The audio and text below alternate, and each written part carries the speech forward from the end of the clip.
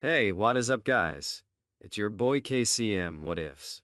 Today we are going to be reading the sealed kunai, or what if Naruto had his true potential sealed away. So sit back, relax, and enjoy. SNAU was fretting over Yuki, now definitely ousted as Koyuki Kazahana, and the director was inside alongside his assistant drooling over the action scenes he had shot due to the battle that had just taken place. Esakura was busy trying to get feeling back into Naruto's fingers. The last jutsu that Nader used against him didn't hit, but the sheer cold it produced from simply being in its vicinity was enough to give him frostbite. Lucky for him he had a medic nin on his squad, or else he might have been out of luck when it came to his fingers and toes, especially since they were in the land of snow and it wasn't going to suddenly get all warm and pleasant outside in this country. "Hey, Sakura," Naruto said as they sat inside of the main trailer of the expedition through the land of snow with all of the others. He got a in response, letting him know she was listening as she used mystical palm jutsu. "I know a better way to get my hands warm. It doesn't cost chakra either." Sakurai's head turned up from her work on his fingers. "What?" Naruto looked away innocently. "You could just let me put my hands under your shirt. You know, body heat." Asakura gave him an even look with a tick mark on her head. "You're a pervert." Naruto placed his fingers slightly apart and mouthed out, "A little bit." Asakura's brow twitched as a dark smirk came to her face. "Tsuna Deshisho taught me how to deal with perverts like you. Please." Naruto rolled his eyes. "Just because Iro-sanin trained me up a bit doesn't mean that I took on his habit of standing still when an ass-kicking was about to come his way." Asakura gave him a sickeningly sweet smile. "Maybe, but you are currently sitting here with your hands in my grip." Naruto's face paled as he tried pulling them free only to find them stuck fast.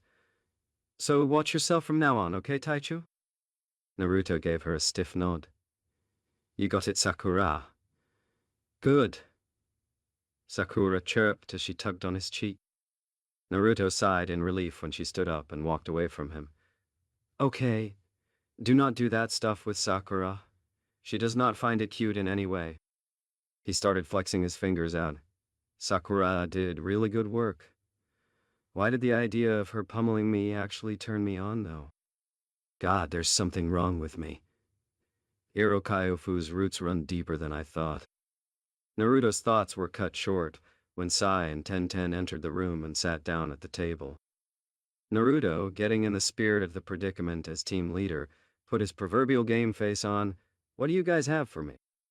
Sai immediately responded, "We didn't find them, Naruto-senpai. The glacier sank not long after the ship got out of sight. They weren't there anymore." Tenten took a seat at the table. "Who were those guys anyway?" Naruto answered her. "Ninja from the hidden village of Yukigakura. And they're here for Yuki, or should I say Princess Koyuki. And you knew this the whole time, didn't you, Sandayu?" Sandayu's eyes widened. "How did you possibly know, Naruto-san? You couldn't possibly know anything about our country and what has transpired over the years. You're too young." Naruto crossed his arms and leaned back in his chair. "It's a story that you don't want to hear right now, but that's not important right now. You had to know that this was totally dangerous bringing her back here at all, identity change or not." Sandayu sighed. "You're right, but it was the only way I could think of to get the princess back to the land of snow," he said despondently. Asakura looked over to Koyuki, who was in the corner of the room with a cold look on her face. "So Yuki Fujikaze is a real-life princess of an entire country? And Sandayu is from the land of snow as well?" "Yes," the middle-aged man admitted. "When she was just a little girl, I was her aide, before the revolt. I don't blame her for not remembering who I was. It was far too long ago and there were far more important things about than me." He adjusted his glasses. "I served the princess's father, the former daimyo of the country Suzetsu Kazahana. We were a peaceful nation. Suzetsu-sama adored his daughter and was beloved by our people, but then the lord's younger brother Dodo staged a revolt. The palace was burned to the ground, and I feared the princess had perished with her father and the palace." He then looked over at Naruto. "But how do you know anything about our princess?" "Konoha had nothing to do with our nation except for the one man that was there for negotiations on the day of the revolt." Naruto's eyes darted to Sai, who let out a near unnoticeable nod. Fine, Naruto said. I was there too. That got a round of gasps from everyone in the room except Sai. Even Koyuki. Surprise showed on her face at hearing that her bodyguard had seen her already. Sandy, you almost had a heart attack. Why, you were there? But that was 10 years ago. You couldn't have been any older than 5 years old. Yep, Naruto said as if it didn't matter. I was 5. Oh, don't give me that look. Kakashi-sensei was a Chunin at 6. Is it really so hard to believe that I was training at 5? Kind of, yeah. Sakura said matter-of-factly. What the hell were you doing in this country back then? What kind of training does a 5-year-old do in a foreign country, and who the hell sent you out here when you were 5? She and Tenten were both interested in this. It had been years since Naruto had gotten exponentially powerful, but for Sakura especially. After seeing the goofy blonde she had become accustomed to as a child in the academy. It was hard to grasp that he did anything like that before showing up in school. Naruto had a blank look on his face that could give Sai a run for his money. I was gathering intel on the Land of Snow's situation to take back to my sensei to see if he needed to bring up a point to lend the country assistance. The coup happened when I was still here. There was nothing I could do. His face was somewhat apologetic. All I could do was make sure that Kakashi-sensei, who was here, could get away with Koyuki. Who was your sensei? Tenten asked inquisitively. Don't worry about it, Naruto responded. Sai let on that he could talk. He didn't let on just how much he was allowed to say, so he was going to keep Danzo's name out of it. They wouldn't flat out know who he was talking about even if he told them, and they sure didn't need to know. How did you help Kakashi-sensei get away? Sakura tried her own hand at asking a question. That was apparently the right question to ask, as Naruto was willing to answer it. The team leader that fought us this time, Madara. Back then I had to fight him long enough for Kakashi-sensei to get away with the princess. If it weren't for my buddy on the inside, he would have killed me. Sakura's breath hitched. You mean the... Naruto nodded, getting a shiver out of her. Even though Naruto was still Naruto, it was hard to imagine such a thing trapped inside of his body. It was a good idea he wasn't in Konoha when Tsunade released that information. It took time for a lot of people to get used to that knowledge that didn't already know. The knowledge that Naruto contained the Kyuubi no Yoko. Not your buddy brat, the Kyuubi growled from within him. Heard only by Naruto himself, I still fully intend to eat you once you overstep your bounds. Still looking forward to kicking your sorry ass all over the fake Konoha on my head too furball. Naruto focused back on the real world and his human companions. Yeah, anyway, we fought until I had bought enough time and I got away myself. I never learned what happened to Koyuki after that. It's interesting. I should have died back then. Everyone turned to face Koyuki, who was looking away lifelessly. Sandayu moved towards her. You shouldn't say such things, princess. He exclaimed. Everyone feared the worst for you. You can't imagine the panic that went up in your absence. We never stopped praying for your safety. Well, you can stop praying now, Sandayu, Koyuki said. I'm alive, as you can see. It's just my heart that's dead. She said solemnly. That day, all those years ago, any tears that I had left dried all up. Sandayu had to wipe his own eyes hearing his princess speak in such a defeated manner. Eventually I found the princess under her new identity and became her manager, and have since been biding my time for the day when I could escort her back to her country. The director's assistant spoke up. So you've been using us the entire time? I apologize for deceiving you, but it was for the sake of our people. Sandayu turned to Koyuki and bowed on his hands and knees. Koyuki Haim, please confront Doto and take your rightful place as leader of our land. I will sacrifice myself without hesitation to protect you, so I beg you, please take up arms and lead our people. I don't think so, Koyuki said indignantly. You've got to be kidding. But, Sandayu stammered. What about your people? We need you, Koyuki Haim. I could care less about them. Just forget it. You'll only get yourself killed in the end. She argued vehemently. Would you give it up already? Don't be stupid. It doesn't matter what you do, you will never get rid of Doto. Well, Naruto said, we're already here, and we're supposed to stay and protect her until the movie is done. So who feels like taking down a tyrant? Naruto asked his team. Tenten smirked and cracked her knuckles. You know it, Naruto-kun, I wanted a second shot at that hulking loser from the glacier anyway. Sai simply stood in place. I'm to follow your lead, Naruto-senpai. You've got my support. Asakura smiled. Yeah, how could we just let things lie the way they are? Of course we'll fight. Are you all insane? Koyuki shouted at the band of shinobi and kunoichi. Doto will massacre you all. You can't beat him. Naruto scoffed and rolled his eyes. Lady, combat is what I'm good at. Sucky odds are just an inconvenience. I'm the best and I specialize in the ridiculous. Don't count any of us out. Everyone on my squad is ready for this. He stood up out of his chair. A little chakra armor isn't enough of an ace in the hole to beat us, not by a long shot. He looked over at his people. Can you guys get through it? Absolutely. 10-10 said with full confidence. I was just about to when you called us back to the ship. Sai nodded his head. I'm certain I can find a way around it. Asakura smiled and punched her fist into her open palm. I'll turn it into scrap if I end up fighting one of them this time.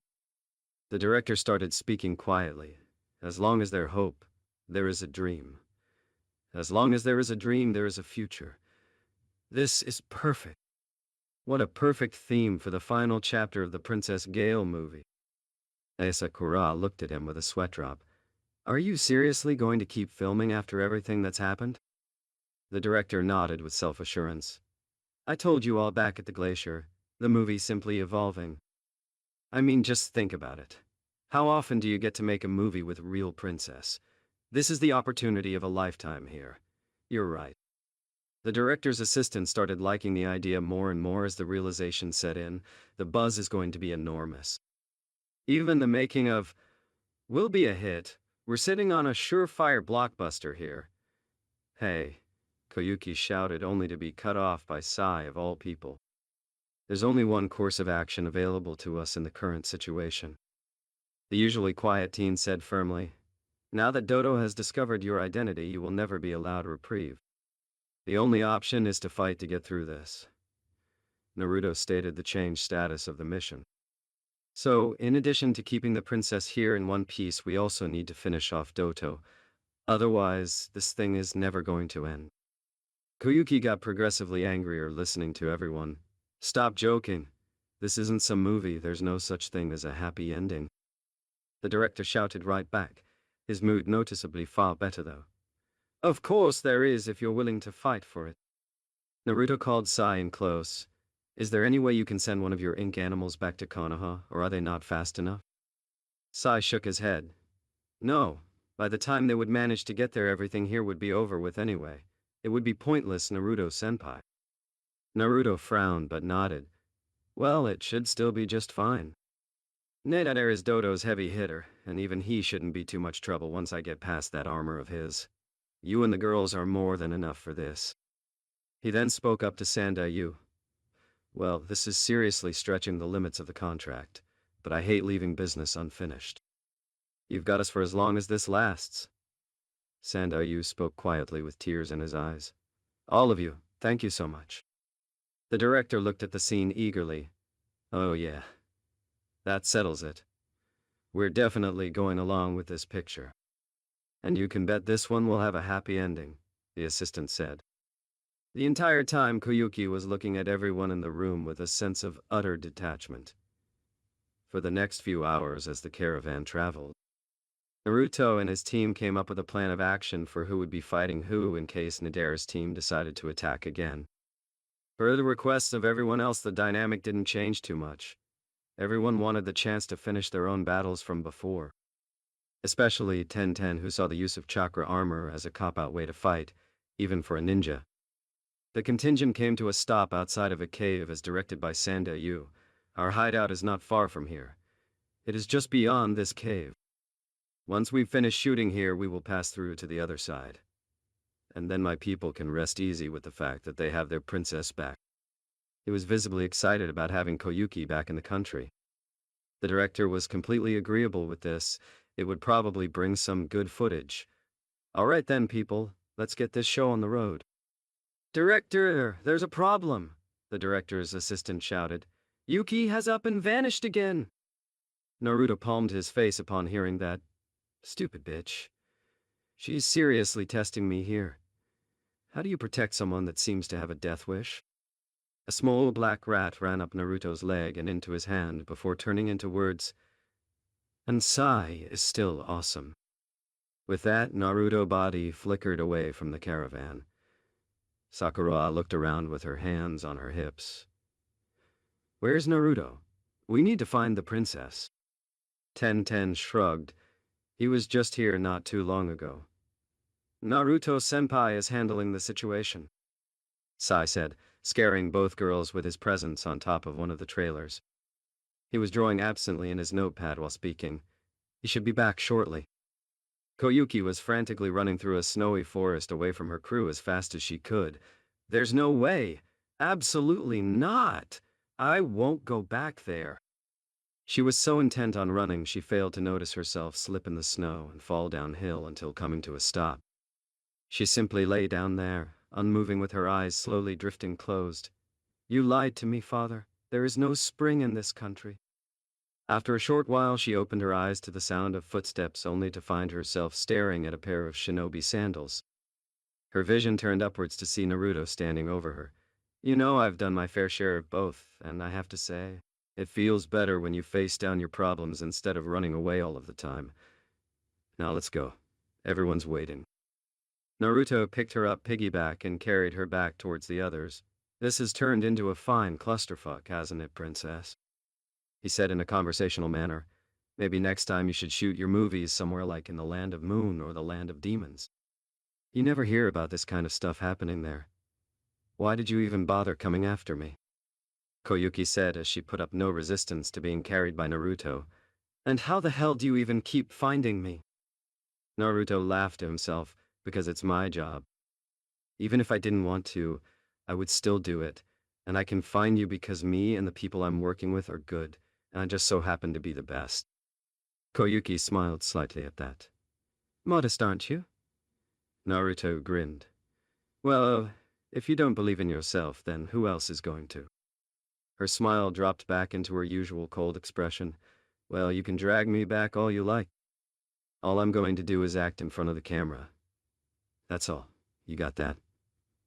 Whatever you say, Naruto said as they found themselves inside of a tunnel. Suddenly a train whistle sounded out behind them. What the hell? Outside of the tunnel, the ice melted to reveal train tracks. Sakura kneeled down to inspect them. There's chakra running through these rails. Sandayu's eyes bulged out. He's here. He started yelling around to everyone in the area. Everyone hurry! You need to get out quickly. It's not safe. You can't let them find you. The man started running up a nearby slope. Wait, Sandayu! Ten yelled. Where are you going? Ten, don't go after him. Sai said, we need to protect the princess, and that means we have to wait for Naruto-senpai. A light appeared behind Naruto and Koyuki. That, along with the whistle and the train tracks revealing themselves, told her all she needed to know about what was happening. It's a train. A train, Naruto repeated in an irritated fashion. The entire tunnel began to shake with icicles falling down from overhead. Of course it is. And why not? Naruto said before taking off at full speed before the thing quickly reached his heels. Fuck! It already had a ton of momentum. It's no good, we'll be run over, Koyuki shouted as she held onto Naruto tightly. Well, excuse me if I don't want to be put down by a train. I've had too much stuff try to kill me to let a giant hunk of metal be the thing that gets the job done. That would be embarrassing. Naruto bellowed right back. Koyuki shook her head desperately. It's impossible. Naruto grit his teeth, trying to pull every ounce of speed he could out of his leg muscles. Woman, I live the impossible every damn day. Now let me run. Look, there's no way you can outrun that thing. Well, I might be able to for sure if I drop a few pounds. Are you volunteering? No. Then shut the hell up and let me save your ass already. That ended the argument right there. Come on, QB. A little assistance wouldn't hurt here. The feeling of the malicious chakra circulating through his body came forward and drove him faster than he otherwise would have gone at top speed. We're getting out of here. They both finally breached into the light, and Naruto immediately jumped to the side, allowing the train to speed past them. Naruto stood up laughing at dodging the massive locomotive and helped Koyuki to her feet. Who cannot run a train? You need to get some faith. It's been a long time, Koyuki, a voice belonging to an older man said. She looked up at the train as a gasp escaped her lips. Doto. A man with brown hair trailing down to his shoulders wearing an ornate robe was standing on top of the train that had come to a stop. It's been 10 years, hasn't it? Don't be shy now, dear. Let me see that beautiful face of yours. Koyuki shirked under his gaze, bringing an evil grin to his face until Naruto moved in front of her with his hand on his sword. So, this is the guy I'm supposed to kill? He doesn't look too tough at all. Before any more words could be said, a massive log slid down a nearby slope and plowed into the side of the train.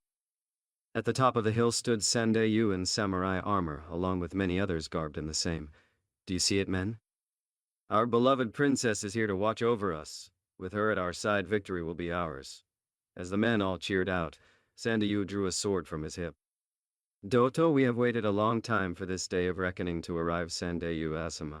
And 50 loyal warriors stand before you to avenge our fallen leader, Lord Susetsu. On this day you breathe no more. Doto looked at the men distastefully. I thought that you had destroyed the last of the insurgents. Nadara appeared at his side, bowing slightly. My apologies, my lord. We will get rid of them immediately. No. Doto said amusedly. With men such as these, there is little that they can understand but total annihilation with that, and a battle cry. All of the men charged down the hill at Doto's train. Doto nodded, and in response, Nader made a hand seal that opened up the train doors to reveal holes throughout, that began to rapid-fire kunai at all of the men, mowing them down in cold blood. Naruto watched the scene in amazement at the quickly distributed carnage. They have something like this? As if just throwing the damn things weren't lethal enough. Naruto glared at Doto, who was laughing at the violence. Sandayu was still standing with kunai sticking out all over his body when Doto signaled for another salvo to go out to finish him off. As the massive metal weaponry was about to hit him, Tenten jumped in front of him and pulled out one of her scrolls that she used to summon a large iron dome around both of them. Asakura started punching and kicking at the ground at the top of the hill with her chakra-enhanced strength technique to cause an avalanche that blocked the volley guns on the train. Tenten sealed her iron dome and threw kunai with explosive tags attached at the bridge in front of the train, destroying it and almost taking an escaping train with it. However, the train car holding Doto detached from the rest and got away quickly. Naruto-senpai, Sai said as he saw Naruto walking with Koyuki around the remnants of the massacre. What are we going to do now? The film crew was helping with the dead and wounded, and Sakura was doing what she could for Sandayu. This is terrible, she said as she did her best to heal the man. What kind of monster is he? Koyuki looked around callously. This is what comes from never giving up. If they hadn't stood against Doto, then none of this bloodshed would have happened. No, Sai said. This is also what has been happening to civilians. Women, children, anyone that Doto even suspected of being against him. It made no difference to him. A true tyrant that cares not for the evils he commits. Tenten looked from the dying Sandayu to Sai, who said that entire thing without a hint of anything in his voice. Don't you feel anything for all this? She asked him. She was pissed off personally at the thought of Doto getting away with this. Sai shook his head. I don't have feelings. Sandayu choked for a moment before looking at Koyuki and speaking. Princess, please forgive me. I should have never gotten you involved in this. But every one of us all believed in spite of everything because we knew you were alive. You must believe in yourself. You have always been this country's ray of hope, princess, so do not waste your tears on me. With that, he let one last breath go. Asakura stopped her jutsu and looked at the others solemnly. Koyuki simply kept her eyes on his lifeless form. You are such a fool, Sandayu. I can't cry. You have my eye drops. She then looked at the director and the Konoha ninja. Are you all satisfied? Let's go back. If you stay here, your lives will be in jeopardy. Let's just go home. Your home is here, Naruto said. And it's a mission. Of course our lives are in danger. You can't just disappear now.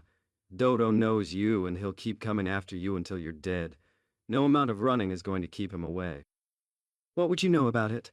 She snapped back. Spring doesn't come to this country.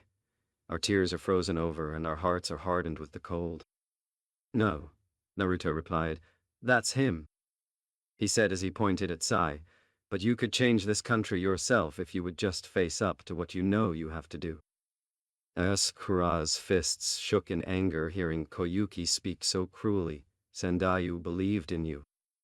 He lived his entire life keeping you safe so that you might come back here and free the country one day.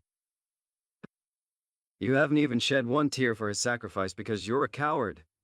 Sakura, calm down, Naruto said.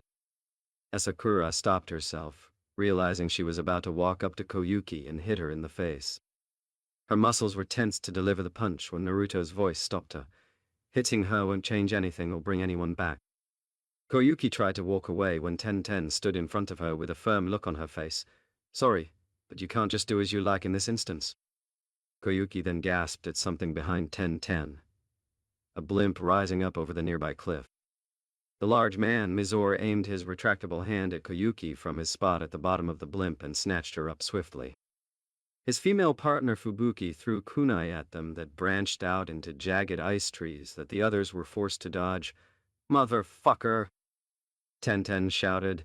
They have even more of this crap? What do we do now, Naruto-kun? She said, looking at the team leader. All eyes turned to him as he looked at the blimp flying away. Sakuhai? I have eyes on the blimp, Naruto-senpai. Right up there with you. That got a look of confusion from the girls and a grin from Naruto. Good. Naruto said, the real me will be in touch with you soon. Just follow where the blimp went and be ready to fight soon. On board the blimp. You have grown beautiful, Koyuki. Doto said. Do you have the hex crystal? Yes, she said. For standing in front of her father's murderer, her tone was exceptionally even. Very good. The man said with his disturbing grin. It is the sole link to the Kazahana clan, and the key to opening its greatest treasure. Treasure? Koyuki said. What treasure?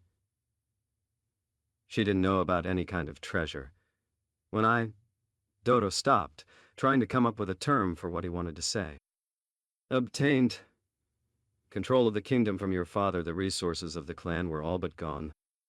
Suzetsu obviously hid his treasure somewhere, so I searched high and low for it before finally finding it, hidden deep within Rainbow Glacier. A keyhole there can only be opened by the hex crystal. Once I get the fortune hidden there, I can finally gain military superiority over the 5 great nations. Now, Dodo said with his hand outstretched towards Koyuki. I will take the hex crystal now. After all, you don't need it, do you? Koyuki removed the necklace from around her throat and passed it off to Dodo, who examined it before his face twisted angrily. What is this? What? Koyuki said. Taken aback by his shift in temperament, he grabbed her by the collar. You think that I can't recognize that this is a fake? Where is the real crystal? That's impossible, Koyuki reasoned before realization hit Naruto. The blonde boy. He was the only one that ever could have. Nader, who was leaning against a wall in the room, growled lowly. Yes, that boy. He certainly grew up to become a thorn in my side on a consistent scale, didn't he? Fubuki gave a sultry smile. Do you want us to head out and round it up? We'll find it in no time. Dodo grinned again.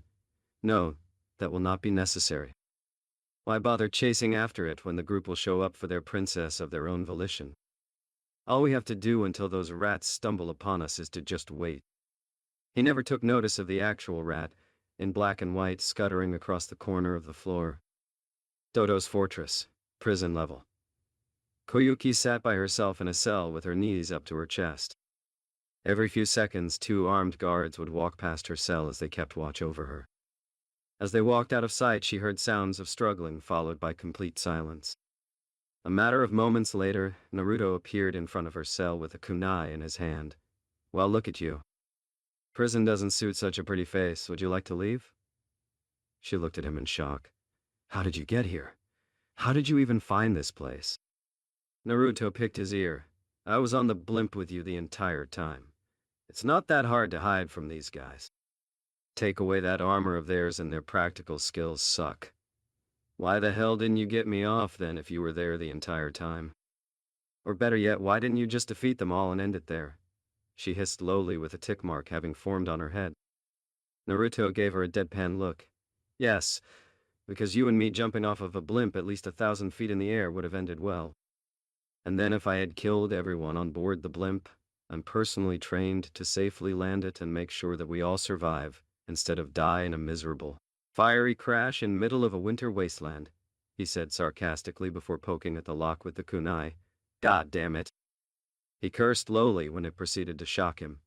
Just quit, Koyuki said. You can't win all by yourself against all of Dodo's men. You really don't know me very well. Naruto said, this is just a setback. And what is your problem with having faith in something? You're so cynical. I was this close to letting Sakura clock you. Koyuki fixed Naruto with a stare as she watched him examine the lock probingly. My father always told me that spring would always come. To imagine myself in a field full of flowers, running through it. He always said that if I never gave up, always believed, then spring would come to the land of snow. But this place has no spring. My father died, I was forced to flee, and I stopped believing. I began to run away and lie to others, but to no one more than myself. I told you that I deal in lies as an actress, and I'm the best at it. But that's because my entire life is one huge charade. You done? Naruto said as he pulled out a slip of paper and a brush and began drawing on it. Because if you are, I'm going to tell you a little story while I work on freeing your pessimistic ass. You say all of these things about your life being a charade and everything, but you chose that life. Yes, you were worked into a corner and had to run as a little girl, but eventually you quit. You quit without ever trying. His eyes flickered to hers before getting back to work. I was worked into a corner too, right from the start.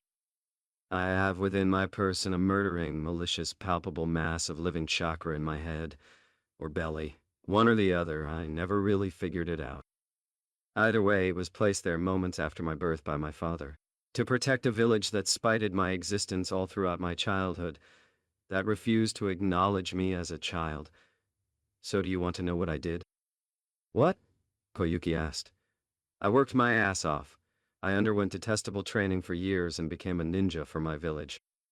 I fought and bled for that place in faraway lands that most of them will never hear anything of to keep them safe. I did all of this before I became 8. I wanted to be the best, because if I was the best ninja in the world, there was no way that they couldn't recognize me as a person. Do you want to know how long it took? It took 11 years and things are just now getting to where I wanted them to be. And now I have a group of superpowered criminals coming for the demon locked inside of me in my life, so I've got that going for me too. So do you know what I'm going to do about that? Koyuki shook her head, bringing a grin to Naruto's face. I'm going to kick their asses. I'm going to beat them all. They're not beating me no matter what I have to do, and that's going to get me where I want to be. And I'm going to show you that right now because this seal is done.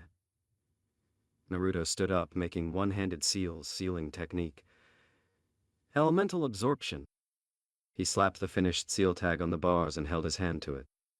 As the electricity from the trapped cell coursed, Koyuki turned her head away so that she didn't see Naruto die of electrocution.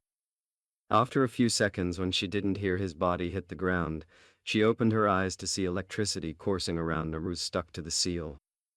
The electricity faded and Naruto then proceeded to rip his seal off of the door and pick the lock open. How did you do that? Koyuki asked when the cell door popped open. Naruto ripped up his used seal into bits. That seal takes the element of whatever it sticks to and converts it to chakra. But if the element isn't your affinity, then your coils are going to get destroyed by whatever the element actually is. Good for me, my affinity for lightning is strong enough, right? He held out his hand for her. Now let's go. Koyuki gave him a smile and took his hand before they ran out of the prison area of the fortress. They eventually came upon a group of Yuki ninja when Naruto prompted Koyuki to stop. Hello, you guys. Good to see your ink rat made it back to you in one piece. AI and the others got rid of their disguises. Yes, Naruto-senpai, and to you as well. He had his signature smile on his face. You've got the princess. Do you want the crystal you gave me back? Give it to her? Naruto said, pointing at Koyuki, because I'm about to raze this place to the ground and beat Dodo's skull in, and I might destroy it if I have it on me. Now get out of here so I can finish this. I'm not leaving Naruto-kun, Tenten said. Why would we leave you alone like that? Sai echoed her sentiments. I am here to ensure your safety. I'm not leaving Naruto-senpai. Someone's gotta heal you when you get yourself busted up, you idiot. Sakura said, but she had a smile on her face. Fine, Naruto grumbled. I would write you all up for insubordination in my report, but I'm on probation, and that might make me look bad. We need to move now, Koyuki said, taking the hex crystal back from Sai. I can hear the guards coming. Follow me, she said, taking off with all of the Konoha ninja following behind her. She led the team into a room where Dodo's voice sounded out in laughter. Well done, Koyuki. She ran towards him standing atop his throne area, and before any of them could stop her, Nidare, Fubuki, and Mizore appeared ahead of them, cutting them off from intercepting her. Fubuki blatantly winked at Sai, who simply raised an eyebrow. And Mizore made a lewd tongue gesture at Sakura and Tenten, who simply started radiating killing intent. Nadara simply had a victorious smirk on his face as he looked at Naruto. It looks like you lose, boy. You still can't beat me after all these years. Naruto's face went stone cold. I'm going to enjoy shutting that mouth of yours with my sword. He turned his eyes up to Koyuki, who was standing next to Dodo. What do you think you're doing, Koyuki? The princess gave her necklace to her uncle and looked down at her hired team. This shouldn't be any surprise to you. I'm an actress after all, aren't I? Dodo laughed triumphantly. Yes, another magnificent performance from the great Yuki Fujikaze. Yes, it was all an act. She then revealed a tanto hidden underneath her clothes and stabbed Dodo. I told you, didn't I? I'm an actress. Naruto had an interested look on his face. Well, that's taking things into your own hands, I guess. Good stuff. Why, you little... Dodo grabbed Koyuki around her throat. Naruto cursed and made a move, but the other group of ninjas stopped him and his own team before they could try anything. Koyuki grabbed Dodo's arm. I always knew, Naruto, that I was going to die if I ever returned to the land of snow. At least in the end I could. Naruto grit his teeth. You'd better survive, damn you. It's an empty victory if you die achieving it. Koyuki smiled weakly at Naruto while still in Doto's grip. It was thanks to you, Naruto, that I was able to face my home in the end. Naruto's eyes flickered red. Now dare get out of my way or I will rip your head off. Naruto barreled into Nadara suddenly, shoulder checking him out of the way as he ran towards Doto and Koyuki, who both fell off of the throne area. I'm sorry, father. Sendeyu, Koyuki thought to herself as Naruto reached her side. Koyuki, you'd better be all right, damn it, Naruto said as he kneeled down at her side. While fretting over Koyuki, he didn't notice Dodo reach his feet, and that gave the man the opportunity to kick him away from her. Dodo untied his robe and revealed advanced-looking black chakra armor. You really thought that little toy could kill me? The knife had left a mark, but had not pierced it. The latest prototype of our chakra armor, worth every bit paid. He grabbed Koyuki and laughed when she tried to struggle against him. Stop wasting your time. Every ounce of your chakra is being taken from you. You're powerless. She continued to fight in vain as the ceiling broke and Dodo shot a line up to escape. Come, Koyuki, let us go beyond the rainbow. Naruto seethed in anger as he watched them escape. Naruto formed a blue ball of chakra in one hand to make an improvised exit. Rasengan. Naruto destroyed a nearby wall and got outside to see Dodo and Koyuki flying off. Northwest. Get moving now. He shouted to his team that immediately went out through the hole he made and gave chase. Naruto was prevented from proceeding by a series of kunai keeping him there. Let's finish this, shall we, little Naruto? No running away this time, eh? Nader said tauntingly as they both stood on the cliffside surrounding the fortress. Naruto glared darkly at Nada. I don't have time to play with you, Nada, so I'll make this quick and brutal. He threw a kunai right down the middle at Nadara that simply bounced off of a chakra shield. You should know by now that it's pointless. Now it's time to show you my original jutsu. Ice release. Wolf Fang Avalanche Jutsu. The snow gathered at the top of the fortress spilled over and raged towards Naruto in the form of a pack of wolves rushing right at him. Naruto made hand seals and stopped his movements with his arms in an X. Wind release. Whirlwind pyramid. A violent wind whipped around Naruto's body, most prominent in the area that was facing the avalanche of wolves. The ice jutsu smashed into Naruto's wall of wind, kicking up a blur of powder as it flowed down over the cliffside. Nadar laughed loudly at disposing of Naruto in such a manner. Your weak little jutsu couldn't stand up to the power of my chakra ama. You were still 10 years too young to put me down, brat. Earth release. Inner decapitation jutsu. Naruto's hands wrapped around Nadar's legs and pulled him underground. After a short moment, Nadar found himself driven out of the cliffside he had been standing on with a pair of explosive notes. One on his forehead, the other on his back. Damn you, boy, you aren't better than me. My armor is invincible. You can't do this? He said as he fell down the sheer drop, raging with lunacy. Naruto stood at the edge of the hole he had pummeled Nadar's body through, and placed his hand in a half-tiger seal as he looked down on his enemy's descending body. Invincible, huh? Let's see it survive a 1,000-foot fall. Boom! Naruto said just as his tags finished burning down and detonated, consuming Nadar's body in an explosive fireball. He then took off to chase after Koyuki and Doto. He circled around the front of the fortress when he heard someone calling out to him and saw the director on a mobile trolley of sorts.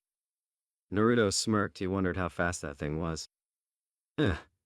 Sai flew through the trees of a snowy forest, dodging a series of ice pillars forming up and crashing through the branches he leapt to and from.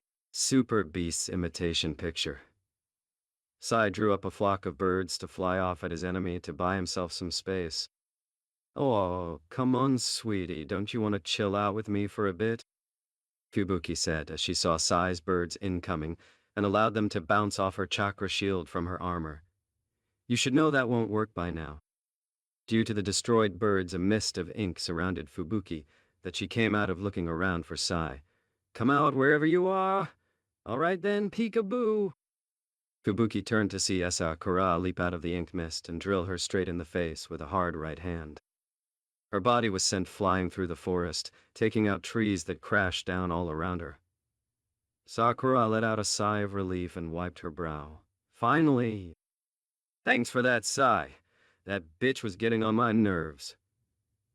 I landed from the trees next to Sakura with his smile placed on his face. No problem, you. Sai caught himself before he could call Asakura ugly due to Tenten's advice. Names based on the mass traits of the people they're intended for. He tried again, Blossom-san. Sakura gave him a small smile. Blossom, huh? She shrugged. It's damn better than being called ugly, isn't it, Say? His smile was the only answer she got. With 10-10 stood in place as her opponent Mizor flew through the trees surrounding them swiftly on his snowboard. What are you going to do, little girl? You still can't do anything to me. He threw out his cable-retracted arm at her. 10-10 dodged it and pulled out a scroll. Eat this, then. Exploding Dragon Strike. A large flame dragon emerged from the scroll that 10-10 opened and unsealed, sending it right at Mizor, melting the snow as it came right at him. The fire bounced right off of the shield produced by the chakra armor. Ha ha! You can't even touch me! His snowboard slid along the rough course ground where there he ended up tripping over something stuck in the ground. What the fuck? He said to himself as he picked himself up, rubbing his injured body, and looked where he fell. He shouldn't be this hurt just from a simple fall. What is this? 10-10 smirked. I knew you were coming after me. Didn't you notice me waiting for you? I set tons of those things all over this area and you stumbled right over them, jerk. Mizor looked down at them and saw that she had planted tons of spiked metal balls beneath the snow, and he had fallen on and slid all across them. His snowboard was mangled. Now let's see you block this. 10-10 took the large scroll from off of her back and threw it into the air over him. Manipulated tools. Heavenly chain of destruction. He couldn't dodge with the metal of his snowboard mangled around his feet due to 10-10's trap, so he simply prepared his chakra armor to take the shot. He realized something was wrong when he tried to put his shield up, but it simply fizzled out. He looked at his armor only to find that a vital part that converted chakra into the shield was broken from the unprotected fall. No! 1010's mid-air scroll started bombarding him from directly above with countless tools of all sorts. Kunai shuriken of all sizes, Fuma shuriken, broadswords, large spiked iron balls, anything that could be sent at someone. Mizor quickly found himself impaled with multiple weapons of all types throughout his body. 1010 looked at him and all of the weapons surrounding him. Yep, that armor of yours. Something that strong would have to have a weak point. I saw you touch a certain place on your armor repeatedly during the last fight. An accident and something like that could get really messed up, huh? She looked around with a sigh. Do I have to pick all of this up now? Rainbow Glacier. Dodo looked around frantically. He had used the hex crystal, and nothing was happening. There was no secret passage revealed or anything at all. Where is it? Where is the treasure? The Azahana fortune? Hissing sounds rang out and the frozen ground began to melt. A heat generator? This is the hidden treasure that I've spent so much time looking for, he said, outraged. It's so warm, Koyuki commented to herself quietly. Lighting release. Lightning shuriken. Lighting struck from overhead from a single shuriken positioned directly above Doto, who automatically responded by turning around and forming hand seals. Ice release. Black Dragon Blizzard. He shot off a dragon formed from the ice around him by an arm at Naruto, who was standing not too far away. The dragon hit him, launching him into the air where he burst into smoke. What? He turned around to see that the princess was no longer there, and was a ways off with Naruto, who had her in his arms and put her down. Naruto faced Doto and cracked his neck. No skill, all power, and not even that much of that really. Who are you, boy? Doto asked, nearly frothing at the mouth at the current turn of events. Everything he had done, it was all for nothing. Naruto Uzumaki. Naruto replied with his arms crossed. ID number 12067, Jonin level shinobi of Konohagakure no Sato. Jinchuriki of the Kyubi no Yoko, and the future Hokage. Nice to meet you.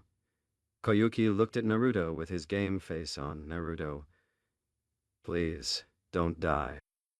Naruto gave her a reassuring smile before turning back to Dodo and walking out away from Koyuki. The day I get finished off by a guy like this, well, let's just say I'll be fine, Koyuki. Just believe in me. Koyuki let him walk out into the open ice to face Dodo. Naruto, you are by far the strongest ninja I've ever known. I believe in you. Naruto smiled to himself as he continued to walk forward. It's about time. His smile dropped once he looked back at Doto. Now let's finish this. My sentiments exactly, Doto said. Ice release, Twin Dragon Blizzard. This time he released 2 black ice dragons at Naruto that quickly merged into a large black tornado. Now die. Naruto bounced on the balls of his feet to loosen himself up. So Kyubi, how should I handle this one? Any ideas, subtle or loud? Oh, for God's sake, kid, just take some chakra and blow his ass away. Asking me what to do like you didn't already know. Naruto smirked at Kyubi's outburst. Naruto's eyes flickered red as a one-tailed cloak emerged around his body. It's going to take a lot of chakra for this one. But since you have a tornado, I might as well show you how strong the wind can really be. Naruto rolled through a long chain of hand seals as the black tornado came ever closer. He finished his seals and inhaled deeply as his chest expanded. I may not have had the finesse for any of Danzo Jiji's wind techniques, but I do have this. Wind release. Spreading air disaster. Naruto exhaled full force and unleashed a terrible blast of wind, large and wide, directly at the Black Dragon tornado, tearing up the ice plates on the ground and ripping up the landscape. The high-speed wind hit the tornado and ripped it to black snow, scaring Dodo shitless when he saw it coming his way. He turned on his chakra shield, but that only protected him, not the ground beneath him, which ended up getting torn asunder by Naruto's jutsu. It picked him up off of the ground and threw him backwards across much of the tundra, slamming him into a wall of ice hard. Back first. The force of the hit should have killed him, but his armor proved exceptional when compared with the rest as the impact left him with internal injuries, coughing up blood, but otherwise, alive. He walked out, still looking ready to fight, but on his last legs with Naruto charging towards him with a blue ball in his right hand. He smirked a bloody smile as he saw that. "I have on chakra armor, you fool. You can't harm me with that. It's pure chakra." He kept that thought up until he didn't notice his chakra shield activating. He looked at Naruto with fear in his eyes as he saw the Rasengan in his hand turn multicolored. Koyuki's eyes widened. "Is that rainbow chakra?" she said in disbelief. Naruto thrusted his hand forward. "Die, you son of a bitch! 7-colored Rasengan!" The Rasengan carved right through the armor like a buzzsaw and pulverized its way into Dodo's body as Naruto continued driving forward right into the thick ice wall that Dodo had hit after Naruto's wind jutsu. The wall cracked and collapsed on top of both of them, revealing one of the walls of the massive generator. Quiet reigned over the area as the scenery changed due to the rapid melting of the ice until the voice of the director could be heard. "Tell me we got all of that. Holy shit, we're going to need to make this movie 3D after that. Believe in the future and spring will surely come." Everyone looked around and saw a large projection of Princess Koyuki as a little girl. "What will you do when spring comes, Koyuki?" the voice asked her. The little girl smiled brightly. "I'm going to be a princess." "What kind of princess?" the voice said. "Let's see," little Koyuki said. "One that's strong and kind, and most of all one who fights for justice." The man chuckled. "That's some dream." Koyuki found herself tearing up as she watched this. Did I really say those things? Well, so long as you believe in your dreams and never give up, one day you will be that princess.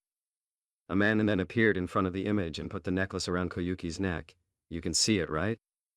A beautiful princess standing right in front of you. Koyuki's tears finally started to fall just before she heard her younger self speak again, but there's sort of something else I want to be, she said with uncertainty. "And what would that be?" the man, her father, asked. "An actress," she said, full of spirit. The older Koyuki began to laugh as her tears fell, tears of joy instead of sorrow. Over by the generator, Naruto threw the slowly melting chunks of ice off of himself and stood up, looking himself over with a disgruntled look on his face as his frame was covered in Dodo's blood. "Great. I need a shower now. I guess it's a good thing I didn't blow up that fortress after all, huh?" Koyuki's coronation ceremony. Koyuki was speaking to the ninja squad that had helped her country. The generator wasn't even full developed in the end. She commented as she stood in the beautiful garden where the ceremony had taken place. Akira smiled apologetically. "I guess it will be back to winter soon, huh?" Koyuki shook her head with a big smile. "No, not really. If we take what we know and keep researching, before you know it, the land of snow will be the land of spring." Ten rubbed her own shoulder. "Yeah, but it's a shame, though. You're such a big star. Are you really going to stop acting now to run your country?" Koyuki gave a sly grin. "Who said I was retiring? Ruling over the land of snow and acting, I'm pretty sure I'll be able to handle them both. I mean, I would have to be out of my mind to give it up now," she said as she pulled out a script in full sight of the team. Sakura blushed at the sight of the heading as she was very familiar with it due to what her first sensei could always be seen reading. "You're going to star in Ika Ika?" Koyuki let out a laugh. "Well, I'll be seeing you." "Naruto," she said, getting the scar-faced blonde's full attention. "I'll be needing a leading man for that role. Do you think you would be interested?" Naruto's eyes widened before a smirk formed on his face. "Do I need to audition?" he said as a drop of blood came from his nose. In Konoha. 2 weeks later, Danzo sat in Tsunade's office as he fished inside of his robe for something as he spoke to Tsunade. "It seems that Naruto is doing a fantastic job. His last mission should get Konoha plenty of new business and publicity." "Yes, I read his report," Tsunade said evenly as she remained suspicious of what Danzo was looking for. "He did wonderful for leading his first mission. And his success could lead to a potential trade alliance with the Land of Snow. Their technology is something to take note of." But I don't know too much about the publicity. Danzo pulled a poster out of his robe and set it down in front of Tsunade. Oh, I believe so. On the poster was Koyuki, and a picture of Naruto in a blown-up action pose as the title of the new movie was emblazoned above. Tsunade's eyes widened at the sight until Danzo spoke again. I wonder if Princess Koyuki will ask him to star in her next film if this one is a success. He then obstructed Tsunade's view of the poster by dropping the script on her desk that made her grab her desk so hard it cracked. Have a good day, Tsunade-heim, the bandaged man said as he left the office. Shizune entered shortly thereafter and saw Tsunade staring hard at something on her desk. Is something the matter, Tsunade-sama? She asked. Tsunade didn't look up even when Shizune came around her desk and looked at what she had her eyes locked on. I don't know who I should take a certain pressing new issue up with. Jiraiya for signing off on this movie of his, or the brat if he actually ends up being in it. Shizune read the heading and had a small trickle of blood leave her nose. The sun was rapidly fading as Naruto ambled back through the gates of Konoha with the team he had been placed with to lead on his latest mission, Kurenai's squad, Team 8. Kiba grumbled as Naruto signed them back in at the check-in station and caught up with Izumo and Kotetsu for a moment. Man, how come nothing cool happened on this mission? We had Naruto leading it. He's like the magnet for irksome situations or something, so we should have had some trouble. Shino spoke as Naruto continued with the pleasantries with the gate guards. Kiba, it is illogical to actively desire a desperate confrontation the way you do. Though from what I've heard it is something of an anomaly to go on missions with Naruto-san and avoid trouble. Yeah, right? Exactly, Kiba exclaimed. From what we hear, you could go on a C-rank with Naruto to deliver a wagon full of plush toys. And chances are he'd end up fighting an A-ranked missing nin with a plan to control the economy of an entire country with the plush toys. And don't give me that crap like you're not disappointed, Shino. You know that you wish something happened too, perhaps. Shino alluded to him being right, but unlike you, I can keep the complaints to myself, and can keep the amount of noise pollution in the air to a minimum. Kaiba fumed at his usually stoic and silent teammate. Kiba-kun, Shino-kun, stop fighting. Hinata chided softly. The mission was successful, and we're all okay. That's what matters, right? Naruto watched the team interact from afar. This was his third mission led as a jonin, and it went off without a hitch. He actually couldn't wait to get to Tsunade's office and see if his probation would end with him as a jonin, or if he would get demoted. He'd better not get demoted. Every single mission ended with him bringing the team back in perfect condition, and then some. As he looked at the team of his former classmates, he had to admit, they were way stronger than he thought they would get when he fought them after bringing Tsunade back, especially Hinata.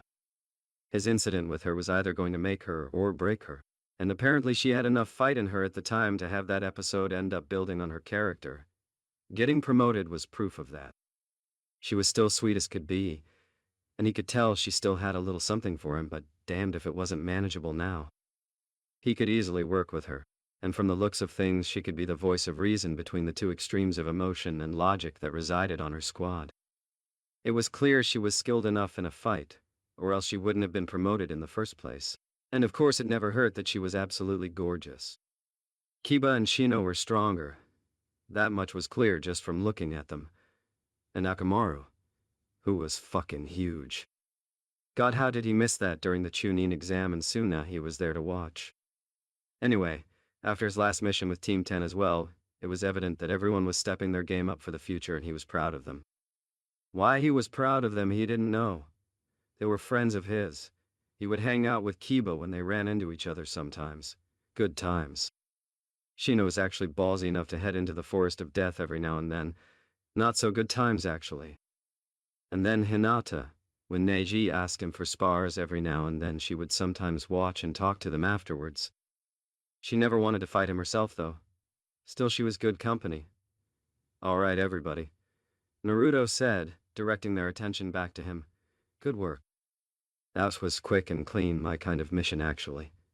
He smirked when he heard Kiba snort his displeasure at the lack of action. I'm going to go and give an oral report on the mission to Tsunade Bakan right now. You guys can turn in your written ones whenever you get to them. Shino nodded and walked off on his own. Kiba nodded as well. See you later, Naruto? Don't be a stranger, okay? Hinata smiled at him with her arms behind her back. Goodbye, Naruto-kun. You should come back to the clan compound sometime. It's nice speaking with you. Sure thing, Hinata, Naruto said. Take it easy and make sure you kick Neji's ass for me next time you two spar. I owe him. Getting a giggle out of her, he turned and body flickered away towards the Hokage Tower. Naruto stood out in front of the Hokage Tower with an intent look on his face as he wrestled with himself to make a decision. Should I take the front way or should I take the window like usual? He pondered to himself. This could be important to my full promotion. If I take the regular way, it would show professionalism and that I'm ready to be a jonin. But it might show that I get rattled by pressure, while going through the window would show that I can stay cool in important situations, or... For the love of God, brat! Naruto's head snapped up to see Tsunade looking down out the window from her office with a tick mark on her head. You've been out there for 20 minutes, just stand in there. Get up here already and get debriefed. Well, I guess she doesn't care as much as I thought she would. Naruto thought as he bent his legs to get ready to jump. Maybe I overthink some stuff? Naruto jumped up and landed on the windowsill of Tsunade's office. Hi, Tsunade-bakan. Tsunade shook her head with a smile on her face. Get in here already and get this done. Naruto hopped down into the office and smiled at Shizune, who was standing by Tsunade's desk holding Tonton. Hello, Shizune-ni-kan. Hi, Ton. The dark-haired assistant returned his smile. Hello, Naruto-kun, you seem awfully upbeat today. Tonton oinked as if to agree. And why wouldn't I be? He said, unable to keep the excitement off of his face. I didn't screw up and fail in missions. All of my teammates were always in top condition when we got back. There's no way I'm getting demoted. I'm a jonin now. Tsunade took a seat at her desk. All right, I'll be the judge of that. Now go ahead and debrief. Okay, Hokage-sama. Naruto coughed and got down to business. The mission. A B-ranked reconnaissance mission into the Land of Sound came up with no new outward fortifications by Orochimaru's forces. He hasn't made any new moves since I sacked his bases on the mission that ended a little over a month ago. We were unable to recover anything new and there hasn't been any presence at what was formerly his main base since we last took it out. Tsunade nodded. That sounds about right. Orochimaru was never too careful when it came to covering his tracks. And we only have 5 months left until he attempts his jutsu on Sasuke Uchiha. Naruto leaned against her desk. Should we really be wasting resources like this to stop him before he can take Sasuke's body? I mean, he already failed trying to take Itachi Uchiha's body at full strength, and when his body wears down this time, he should be easy pickings. Sasuke will kill him when he tries unless he's been lazy for the last few years, and I just don't see that. Tsunade sat her chin on her hands. Do you think that he will come back after he beats Orochimaru or something? Hell no. Naruto said it immediately in response. He's going to go after Itachi probably, but that won't matter right now. All that matters is that Orochimaru will be dead and his forces will be in disarray. That's the time to actively search for the smattering of bases and disoriented forces with a few quick task forces if we have any ready at the time. Let Anko-chan do that to make up for sending her back on the last mission we took to take his bases out. Tsunade nodded with a serious face before a grin came across her features. Trying for another promotion so soon, are we, brat? Naruto smirked. The serious moment for the most part over with. Not really, Bachan. I don't think I want one now anyway. That is, if I'm a jonin. Tsunade rolled her eyes. Yes, your probation is over. You're a jonin now. Congratulations. You've earned it. She smiled at him. You're really earning that necklace of yours too, aren't you? Naruto pulled it from under his flak jacket and held it out. I'm glad you think so. I make it look good, don't I? He said with a grin. All right, calm down, sheesh. Tsunade said, waving him off. You're dismissed. Stay in good condition to move out on another mission soon. Don't overexert yourself. And get some rest. The specifics behind what you're doing should be out for you to know of in a few days. Naruto raised an eyebrow. Why so secretive on the mission, Tsunade-bakan? It's supposed to be at least S ranked in difficulty and importance. She said, "Do you still want it?" Naruto didn't flinch. "You wouldn't have asked me to do it if you didn't think I could or didn't think I was needed." "Of course I'll take it. I told you already, Bachan. I may mess around a bit, but I'll follow any order you give me. That's the way I was taught." Naruto gave a two-fingered salute to the women in the room and left through the door. Naruto opened the door to his apartment to find Hamako laying on the floor in the living room with notes strewn about. Naruto quietly shut the door and prepared to sneak past her to get to his room when he was stopped in his tracks. "I already know you were here, master. I felt the security seals go off when you opened the door." Naruto sighed and walked over to her, sitting on the couch nearby as he looked at what she was doing. "Been busy?" Hamako stood up and sat down in Naruto's lap and kissed him happily at seeing him. "Welcome home, Naruto-sama." She then looked at the floor and the mess she had made with all of her work all over the place and blushed. "Well, yes, I have been. I've been studying Anko-san's seal." "And?" Naruto said curiously. Hamako had taken over systematically studying the seal in his place due to the fact that she was far better at Fuinjutsu than him, and could work it out better than he could and faster as well. Hamako looked away sheepishly. "I've hit a brick wall of sorts in getting it off of her." Feeling Naruto's gaze on her, she squirmed in his grasp. "It's not that I don't understand what it entails, because I do. And I'm positive I can get it off of her." Naruto raised an eyebrow. "I'm sensing a but here somewhere. I need certain things to get it off of her," Hamako said, a frown marring her pretty face. Apparently Orochimaru ingrained some of his very being into the seal, and enzymes of someone else too. Without the DNA of both of them, I can't break the seal without doing anything to her mind.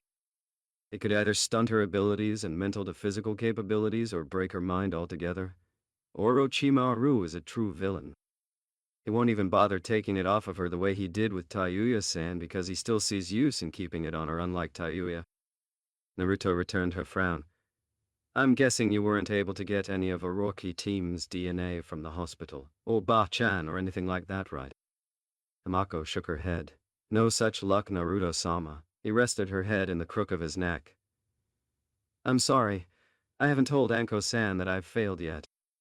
"Good," Naruto said, letting her get closer to him, "because you haven't failed. You know what to do, you just don't have everything you need to do it. That's what I'm for. I don't know how, but I'll end up getting Orochimaru and our mystery jerk's DNA for you to finish. I already promised Anko-chan I would anyway." "You're going to ask for permission to hunt Orochimaru?" Hamako asked curiously. "Can you do that?" Naruto shrugged. "I have no idea, but I'll have to build up some credibility to ask for a mission like that. Maybe after my next one I'll build up enough. It's supposed to be S-ranked at least." He felt Hamako stiffen in his grasp. "What's the matter?" "You're going to be gone again?" she said sadly. "I know you're an important ninja to the village and everything, but you're always away, always working." "I miss you a lot, master. You know all of my friends and I know they like you too." Naruto tried to reason. "I can't take you with me. You know I can't." "I know.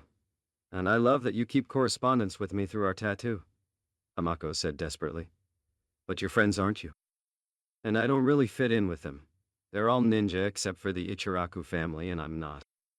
Just because I sometimes teach seals at the academy doesn't mean much." Naruto stood up. "Well, I have time to rest for a bit, so I'll tell you what," he said pleasantly. "You and me are going to go to bed, because it's clear from the notes everywhere and the tired look in your eyes that you haven't been sleeping too well while working on this. And then tomorrow the whole day will be about you, okay? Whatever you want to do we can do, and it's about time we look for a new place too, right?" Hamako smiled at him before pouting playfully. "And give me an even bigger space to clean up after you?" Her smile returned. "Oh, I would like that very much." 4 days later, 11 a.m. "Master, wake up. Come on, Naruto-sama, you have to get up." Naruto opened his eyes to see a mop of red hair on his chest, and his own body sprawled out on a couch. "What the—" Naruto looked around to see a few bottles of sake on the floor around the couch. What happened?" He looked over at the door to the apartment to find Hamako standing there with her hands on her hips. Hamako-chan? He felt the person on his chest stir. Tayuya-chan. Tayuya looked up at Naruto's face and held her head with a pained look on her face. Uzumaki. What the hell did we do last night? Hamako walked over to the both of them, who were still fully clothed, much to Naruto's surprise, as he could feel the effects of a hangover. You. Naruto-sama and all of Naruto-sama's friends went to a bar last night to celebrate him being done with his probationary status for Jonin. Tayuya's eyes widened in remembrance. Oh yeah. She looked at Hamako. You didn't go. I don't like drinking. Hamako replied with a distasteful look.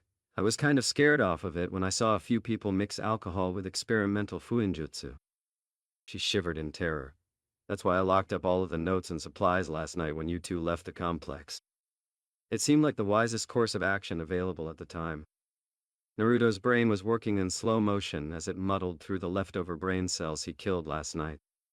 It was him, Tayuya, Sai, all of the rookie teams, all of Team Guy, and a lot of alcohol. Mostly because he could afford enough for everyone 10 times over and not even make a dent in his account, so he paid for most of the drinks for everyone. He was generous like that. And in gracious fashion, everyone got smashed. Even Sakura, who was the one who was most against it in the first place.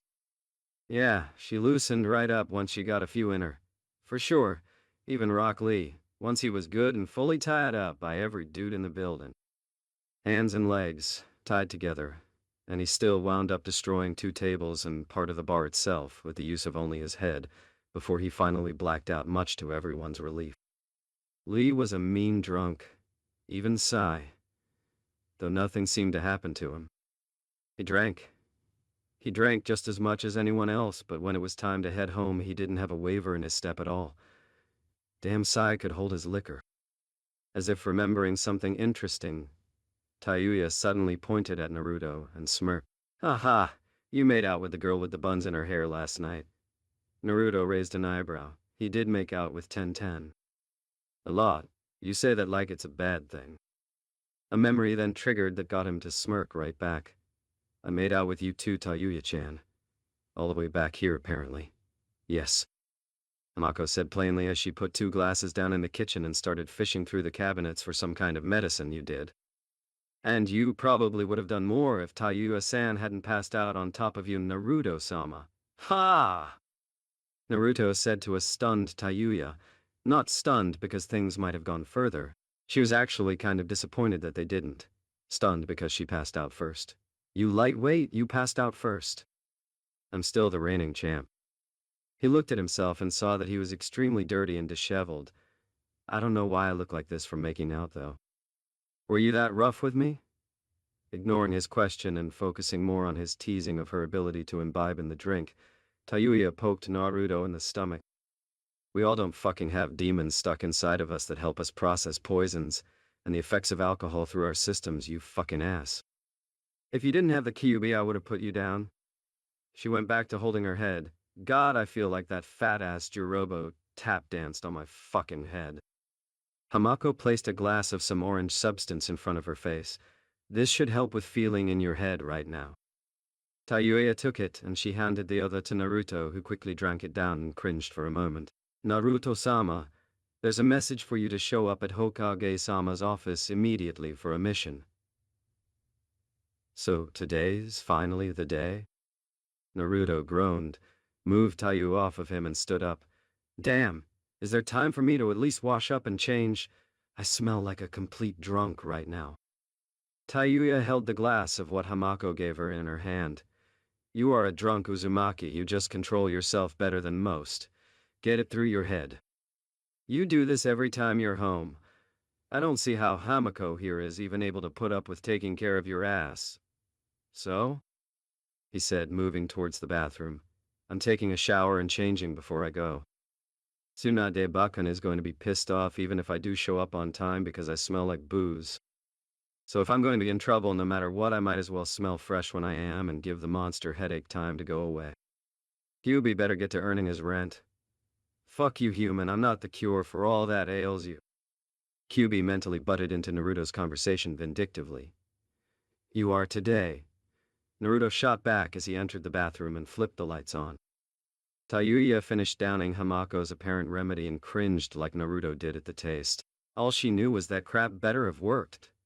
Ah, hell. I have a mission today too. I might as well go and shower for that too. I would get in with Uzumaki, but that would just end up making us later, Tayuya said with a sheepish grin. Hamako smiled at Tayuya. I hope you feel better, Tayuya-san. Tayuya let out a grunt of acknowledgement once she reached the front door. Hamako turned towards the bathroom and called out, Master, I'll help you. You'll take too long otherwise. I think you only have a few minutes to be there anyway. 2 hours later, Naruto stepped into Tsunade's office with a huge grin on his face, only to be forced to duck a paperweight thrown at his head. He looked at Tsunade, who still had her arm outstretched from the throw. Brat, there had better be a good reason you're late. Naruto grinned to himself once more before it faded. It would only get him into more trouble. I could tell you the reason and you could get even more pissed off at me, or I could say I'm sorry and it won't happen again and we can drop it. He didn't feel like telling Tsunade that a shower had turned into him having sex with Hamako for well over an hour, and forced him to take another shower lest he smell like Hamako once he got there and get hit for real. Fine, Tsunade said. We're just waiting on someone else and you can be briefed on what you're doing. You're to work under this person on this assignment. That got his attention. He was a jonin and was supposed to work under this person instead of with this person. A moment later found Jiraiya jumping through the window with a grin. Tsunade, you left the window open for me this time. Knew you cared. Tsunade sighed. Just get on with it and tell the brat what you two are doing. Naruto looked between the two, sonning. I'm with Iro Kyofu on this one? Naruto said before shrugging. It sounded good to him. So what's up? What are we getting into this time? Tsunade was listening clearly as she wasn't sure what this one would be all about either. All she knew was that it was to be something of a reconnaissance mission. Jiraiya's face was gravely serious. I've found the base of operations for Akatsuki. Naruto and Tsunade both showed clear shock at what Jiraiya had just said. Tsunade spoke. That's great. Then the reality of it hit her. Wait, why do you two have to go? It's too dangerous, let me send someone else. Jiraiya shook his head. Can't do it, Tsunade-heim.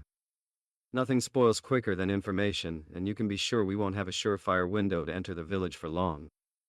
Besides, the only people you have in Konoha good enough to get in are me and the kid. You know what I can do, and the brat's proven he can do it by repeatedly sacking Orochimaru's bases right from the heart again and again. Since he was 8, I should add. Naruto glared lightly at the perverted man. You still screwed me over in that one. Who fucking blows up an entire section of the base during a reconnaissance mission? Jiraiya rolled his eyes. Get over it, kid. Things are on the up and up now, aren't they? Naruto didn't let it drop. No, you never explained this to me, I want to know. What in God's name possessed you into thinking that was a good idea? Jiraiya rubbed the back of his head sheepishly. I wanted to leave with a bang. Naruto palmed his face. The entire point is to make sure no one knows you were there, stupid. Sometimes I forget you're a Sannin. I swear. Jiraiya rapped Naruto on the back of the head. Oh yeah! I will break my foot off in your ass, Iro Kyofu. Jiraiya got into Naruto's face. Come and try it, kid. You're still 10 years too soon to even be in my league. Naruto pushed right back. You want to test that out? You feeling froggy, Iro Sannin? I summoned toads, you idiot. Jiraiya cracked back. Are you sure you have the brain power to be a jonin? You seem to be back to your stupid 12-year-old self. The two were stopped by Tsunade's fists neatly depositing them onto the ground. Both of you shut up and be serious. Naruto pulled himself to a seated position. Ow, damn, Bachan. But yeah, Iro Kyofu's right.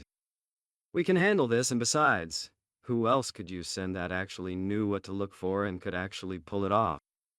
A frown came to Tsunade's face. I really don't like this, you two. This is a little too close to the hornet's nest, don't you think? Naruto shrugged his shoulders. It's no different than running around Orochimaru and his cronies on eggshells inside of those rat nests he calls hidden villages. But this time I have more room to move about, and I don't think we'll be there for over half a year this time. Jiraiya nodded in agreement. He's right, Tsunade Heim. It'll be a quick in and out to confirm some things, and that will be that. Like the leader of the entire organization. His face turned serious again. Apparently the man's name is Pain. The entire village sees the man as a god of sorts. Naruto scoffed. Sounds like another case of that S-ranked arrogance again. Quiet, Naruto, Jiraiya said. But, yeah, Tsunade anyway. We'll be there for a moment to confirm this and that. Maybe get some new information or see if they bolstered their rankings since Super Kid here keeps taking them out one by one. Hey, Naruto said. What about Haidan's head? You've had that for a good month now. Have you gotten anything out of him yet? Tsunade shook her head. He's unbreakable brat. Even Inuichi can't get too far to get anything on the group out of him. And since his head is gone and he's probably in screaming pain every second of his existence, there isn't anything we can do to persuade him any further that way. Fuck, Naruto said. I thought I had something this time. Jiraiya ruffled Naruto's head after standing back up. Well, that's what we're leaving for. Rest assured we're coming back with something big. Count on it. Tsunade looked away from the both of them. Just be careful, you two. Don't get yourselves killed out there. I need you two here. Naruto grinned at her. No worries, Ba-chan, I can't die yet, right? He pulled her necklace out from his flak jacket. I've still got to prove that little curse of your wrong, don't I? I'll keep Irokyofu out of trouble, don't you worry. Jiraiya put Naruto in a headlock. Really, you cheeky punk? Don't you worry, Tsunade Heim, I'll keep the kid from biting off more than he can chew. We'll be back before you know it, driving you crazy in no time. Tsunade smiled at both of them. Very well. Naruto Uzumaki, Jiraiya, do you two accept the S-ranked reconnaissance mission to the village of Amegakure no Sato? Jiraiya smirked. Of course. I was the one that suggested it after all. Naruto grinned. You've got it. I'm at your command, Ba-chan, you know that. Tsunade nodded at both of them, then proceed with caution. I want both of you coming back from this one, or else I'll drag you two from hell just so I can kill you myself. With that, the two of them left the office through the window as both of them were prone to do. As she watched the two of them walk down the street towards the exit of the village, she couldn't help a feeling of foreboding that crept through her person. Please come back from this. 2 days later, the village hidden in the grass. Naruto and Jiraiya were hitching a ride on an ox cart heading through the country towards Kusagakura. Naruto footed the bill due to Jiraiya not carrying any cash on him. Ever apparently. But Naruto was of course still loaded from the bounty on Sasori. He hadn't been able to turn Hidan's head in yet. They would have to hop off sooner or later lest they get too close to the village, be forced to answer some rather unsavory questions, and blow their cover before they even got close to getting started. So, Irokyofu, Naruto started. Why are we heading through the village hidden in the grass instead of just heading right through the country AIM is in? We directly border it, so what's with taking the roundabout way? Jiraiya smirked at his godson. Naruto, you should develop a more worldly taste for something other than the women that you care for. He ducked a swing at his head. Though I have to say I am proud of you on that front. You're almost like me in that regard, making ladies swoon worldwide. He ducked another swing. Bite me, I don't make anyone swoon. Naruto growled, but when I went to Otogakure I didn't take the long way and I got in just fine. Jiraiya leaned back in the cart. That's because you didn't know exactly where it was, but the country was well documented. You could afford to go straight to it once you had the exact location since you had been briefed on the country in general, and could aptly sneak around because you knew for the most part what was there. I know because that's how I found it the first time. We don't have that luxury this time around. Can you tell me why? Naruto nodded. Amegakure is supposed to be in the middle of a civil war. It was like that when I was en route. AIM was always supposed to be a dead zone. He always told me no matter what I was doing, no matter how safer it seemed than running back to Konoha, I was never supposed to go into that country. Ever. I was supposed to go around and stay the fuck away at all costs. He never told me why, though.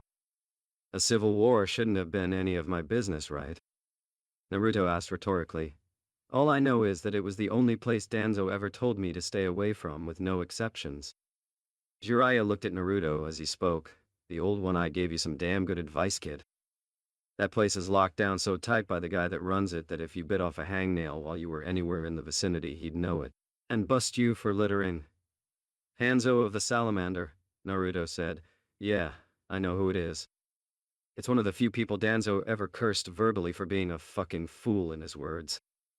Do you know how hard it is to hear Danzo Gigi curse someone out and not laugh your ass off when you're 8?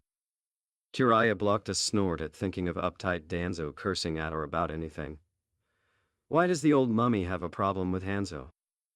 Naruto frowned. Before I was born, I guess. Hanzo must have done something stupid that really pissed Danzo Gigi off, because I heard him curse him out every day month for one reason. Or another? Most of the time Danzo wasn't even talking about Hanzo at the time. I called him senile on it like 7 different times. Jiraiya started snickering. I'm glad you think it was so funny, because I didn't think it was when he would spar with me after I said it. That old son of a bitch can seriously fight. He's really good enough to be Hokage if for nothing else than the ability to fight. Jiraiya was skeptical. He's an old geezer with one eye and one good arm, and you were 8 at the oldest. Yeah, I was just an 8-year-old. Naruto said cynically, I was an 8-year-old good enough to fight all of Orochimaru's elites at the same time, and live without the conscious use of my bijou. And did I mention the bijou? Yeah, because if you didn't know, I have a bijou. Naruto looked up at the progressively cloudy sky. Danzo is most certainly not weak, no way in hell.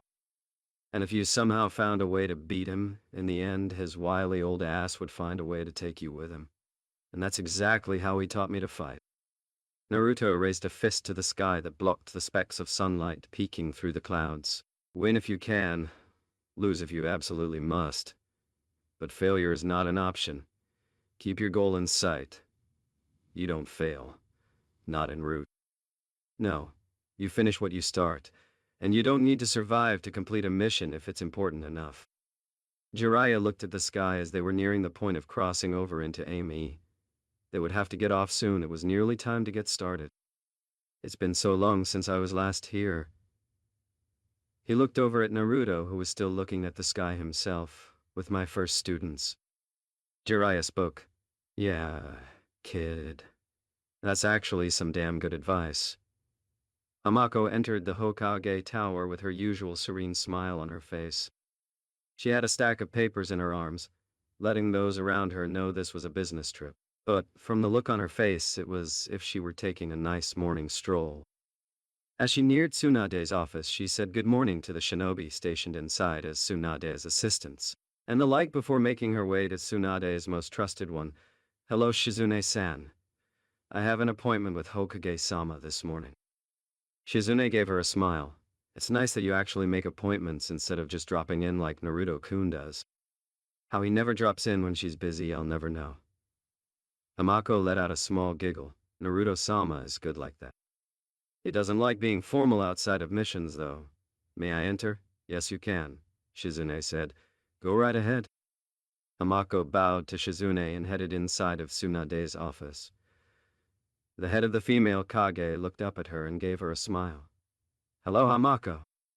How are you today, and what can I do for you? Hamako bowed to Tsunade and placed the papers she had with her on the desk. I'm doing well, Hokage-sama. I came here today because I want to surprise Naruto-sama when he gets back. Tsunade looked at her curiously. Surprise him how? Naruto doesn't really like most surprises, seeing as how they try to kill him.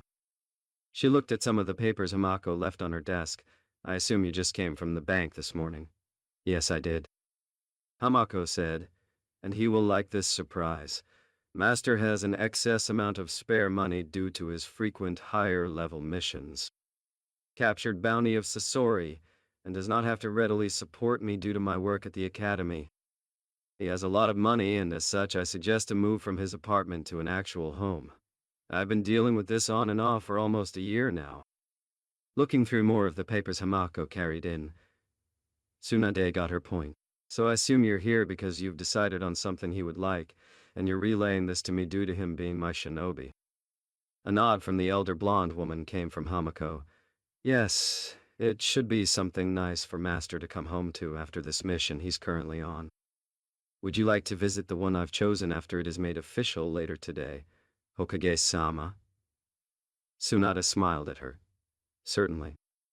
You should come back around 6 in the evening. I'm sure he'll love it. With Naruto, Amegakure no Sato. Naruto had a dry look on his cloaked and covered face as he sat quietly on a passenger boat. Other than the man running the boat and the 5 other passengers aboard, Naruto only had one thought running through his mind. I hate the rain, I hate the rain, I hate the rain, I hate. Shut up right now or I will start singing again, Kyuubi growled in his head. Amegakure. No Sato was surrounded by water created by the perpetual rainfall that took place in the village. Just outside of the flooded area lay a smattering of outlying villages, where Naruto boarded a boat intended to come into the main hidden village itself. The boat ride had lasted for around an hour with no canopy over top. Thus, the only thing keeping Naruto from the elements was the cloak over his head that he was using to obscure his features. And it was bitterly cold outside as well.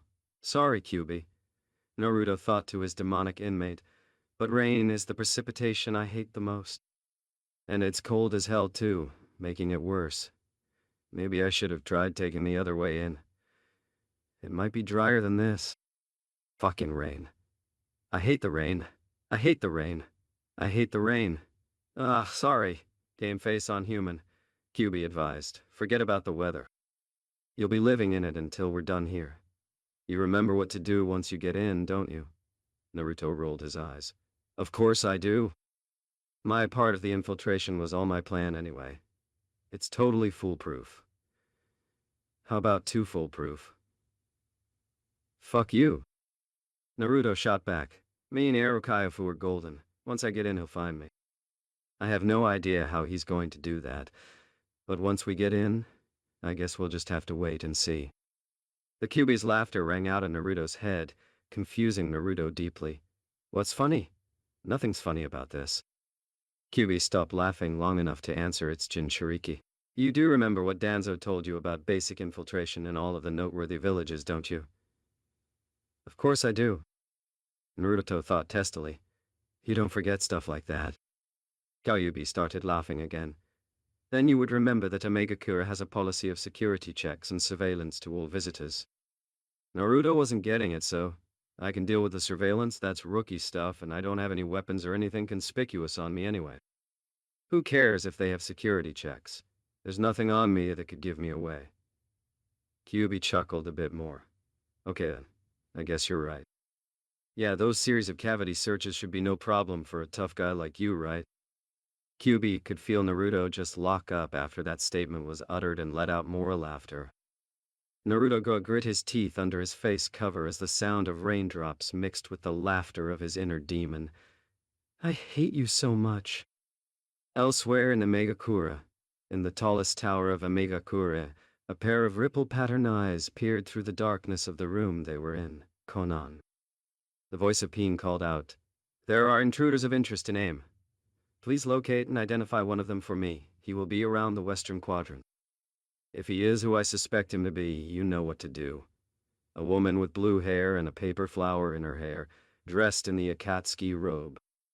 Konan walked out onto the ledge outside into the rain. As you wish, Pain-sama. With that, a pair of wings sprouted from her back as she jumped into the sky and took off in flight. After the presence of his female partner had vanished from view, Peen shut his eyes, and about this other presence? Another presence, and it feels so familiar. I hope you enjoy your return to AIM-sensei. Thank you for bringing me the Kyuubi Jinchuriki. And I hope you enjoy being in the presence of God before your death. With Naruto, he had lived through the demeaning cavity searches that had awaited him after the boat had docked. There had been one right after everyone got off. There had been one once they had gotten inside the dock building. There had been another one right outside at the gate before they could actually get to town itself. After dealing with that, he decided to go on walkabout until Jiraiya found him somehow. There wasn't much he could do except start getting information as long as he didn't have any gear on him. Not even a lone shuriken rested on his person.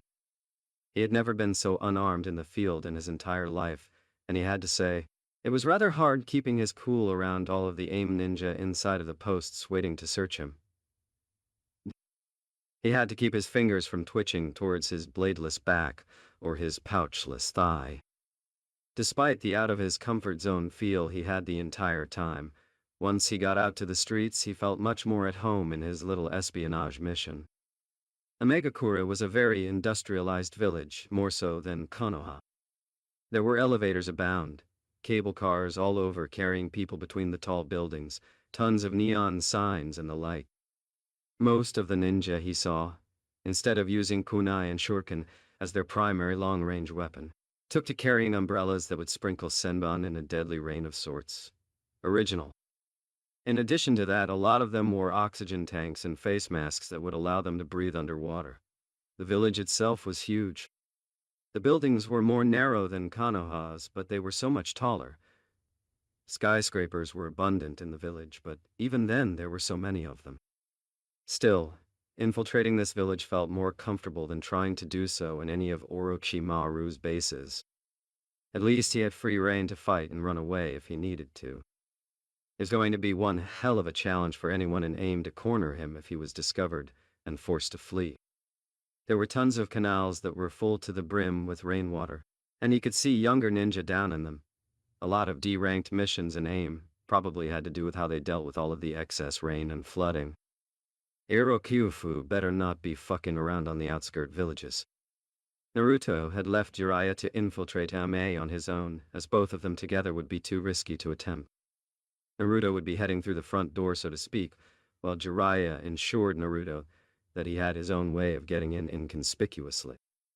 He left it at that and sent Naruto on his own way to get in, saying that if he didn't beat him there, he would catch up soon enough. That was just one of the things they had spoken about before beginning their operation in earnest.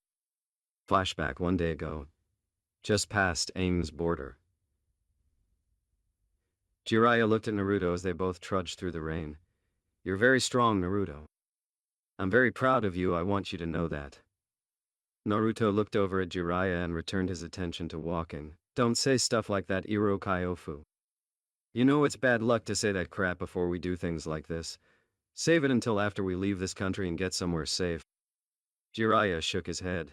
"No, I'm saying this now. You're one hell of a ninja kid.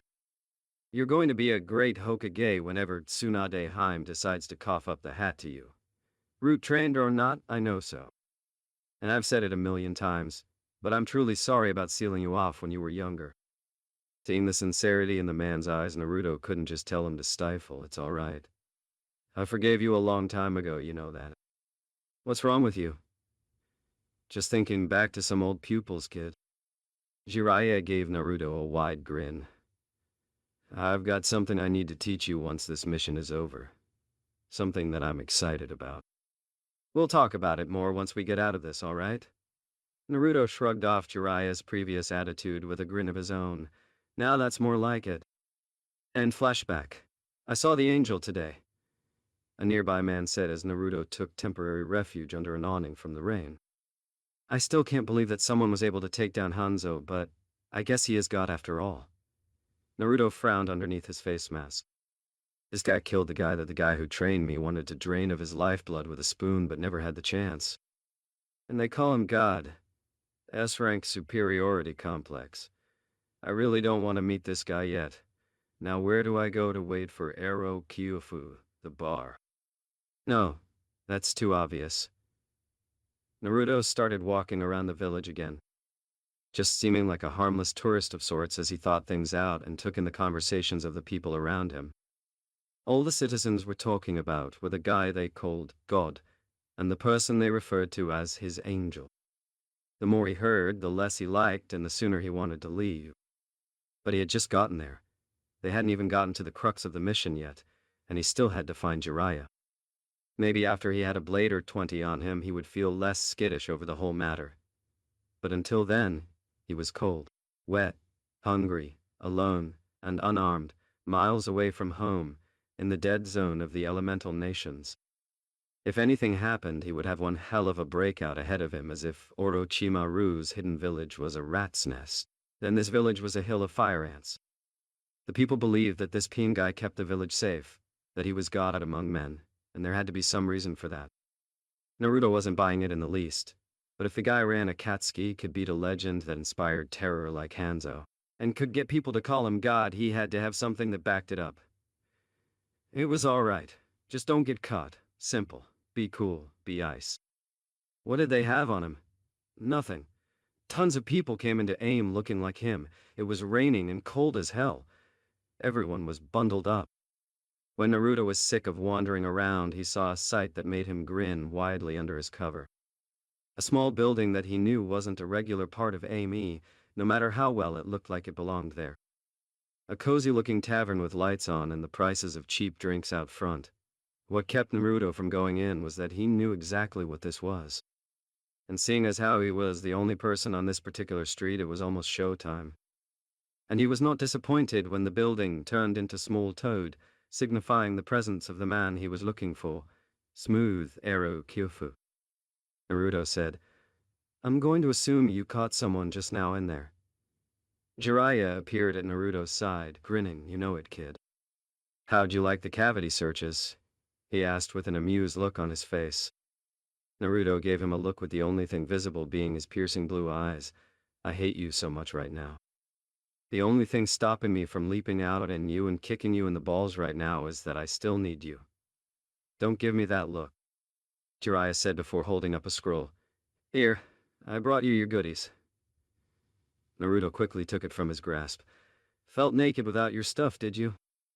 "You have no idea," Naruto replied. "All right, go shake down your captures. I'm going to change into something better. It's not like if I do my job right, I'm going to be seen again, so it doesn't matter." A few hours later, Naruto waited for Jiraiya to return from interrogating his prisoners.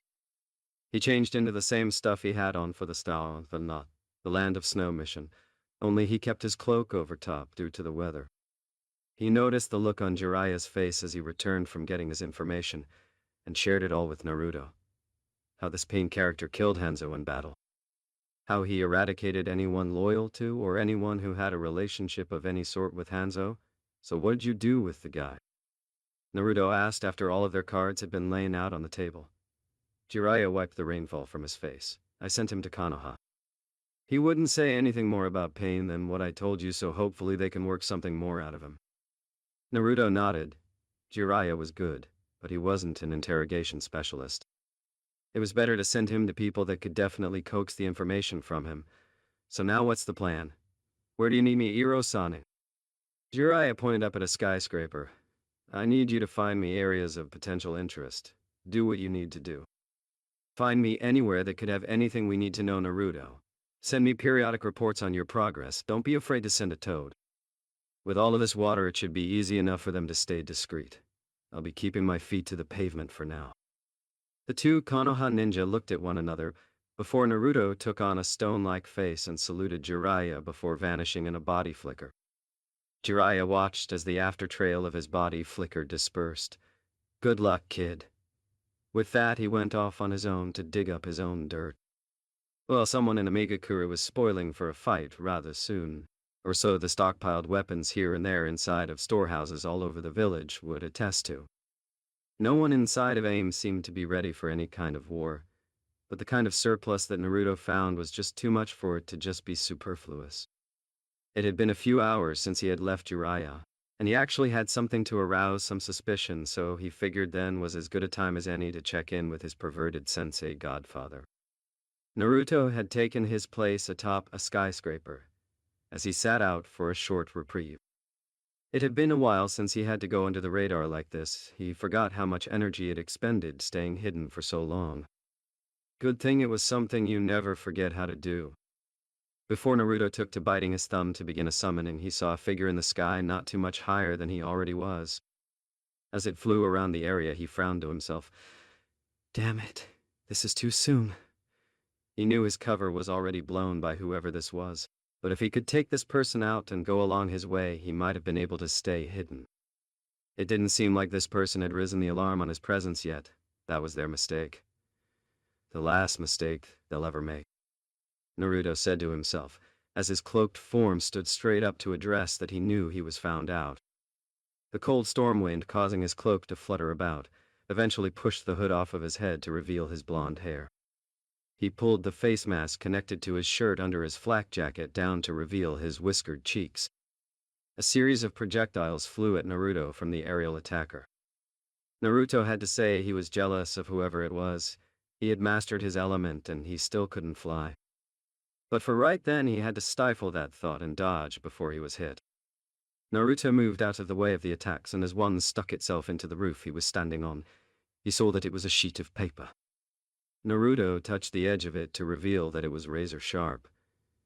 That would have seriously injured him if it had hit him. He turned his attention back to his opponent, who had sent out an entire salvo of the paper shuriken for another attack. Naruto drew his sword and sliced through them, a long-range fighter like Deidara. He thought as he decided he was going to close the distance in this one, even if it killed him. He'd be damned if he was going to let himself get picked apart from a distance this time around. Shadow Clone Jutsu. Naruto was joined on top of the skyscraper by 10 copies of himself that had immediate orders to cover him while he tried to close in on his airborne enemy. He ran towards the end of the rooftop and jumped into the air at his opponent. Wind release! Wind burst! As he started to fall, his jutsu activated, and the air bubbles underneath his feet burst, giving him a temporary platform with which he was able to spring at his opponent. Naruto swung his sword at the enemy, but missed wide and wound up sticking to the side of another building. From his up-close attack, he saw that he was fighting a woman in an Akatsuki robe. Yeah, he was in it now. She flew past him on wings made of paper. She fired paper shuriken at him. She certainly had a strange style of ninjutsu. His clones had begun to bombard her with weaponry of their own from the rooftop, as he watched her navigate her way through the attack with her paper wings. How she was able to use paper in the rain, he had no clue. Naruto crouched down, standing sideways on the wall, and pounced off hard. Giving himself enough momentum to carry himself back to the roof with his clones, where he immediately began making hand seals. Lightning release. Lightning shuriken. The recent amount of weaponry in the air above the female Akatsuki member's head due to his clones missing began raining down lightning around her that she dodged. Naruto kneeled down in front of a wall of his shadow clone. Draw! All of them pulled out a Fuma shuriken each. Aim! All of them drew their arms back to throw at the woman still dodging the lightning bolts raining down on her. Fire! The clones let loose the shuriken that prompted Naruto to begin his own hand seals. Shuriken Shadow Clone Jutsu! The large mid-air shuriken multiplied in flight and went right for his enemy in a wall of steel. Naruto watched as the woman was shredded in mid-air with the vicious barrage of weapons, before narrowing his eyes, as the feeling of his clones that had formed a wall behind him, being cut down, fluttered through his mind. Naruto immediately leapt to his right with no time to spare, as all of his clones were vanquished with extreme prejudice by more deadly flying paper. He turned with his sword at the ready to see the woman standing in front of him on the same rooftop. Naruto spoke. You know, I thought for a second that I might have put you down with that last one, but that was just a clone the entire time, wasn't it? You're correct, she replied coolly as she slowly walked forward. I can assure you that the genuine article will not be as easy to defeat, Kyuubi Jinchuriki. I have a name, lady, and I know you know it, Naruto said as he readied himself for anything from her. I'm not going to ask you to leave me alone, or even to surrender, because I know you won't.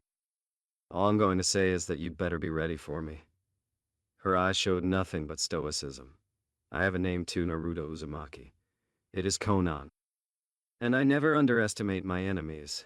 Doing so to you would make me an utter fool. She extended her hand as a sword of paper seemingly formed out of her sleeve right before she dashed forward.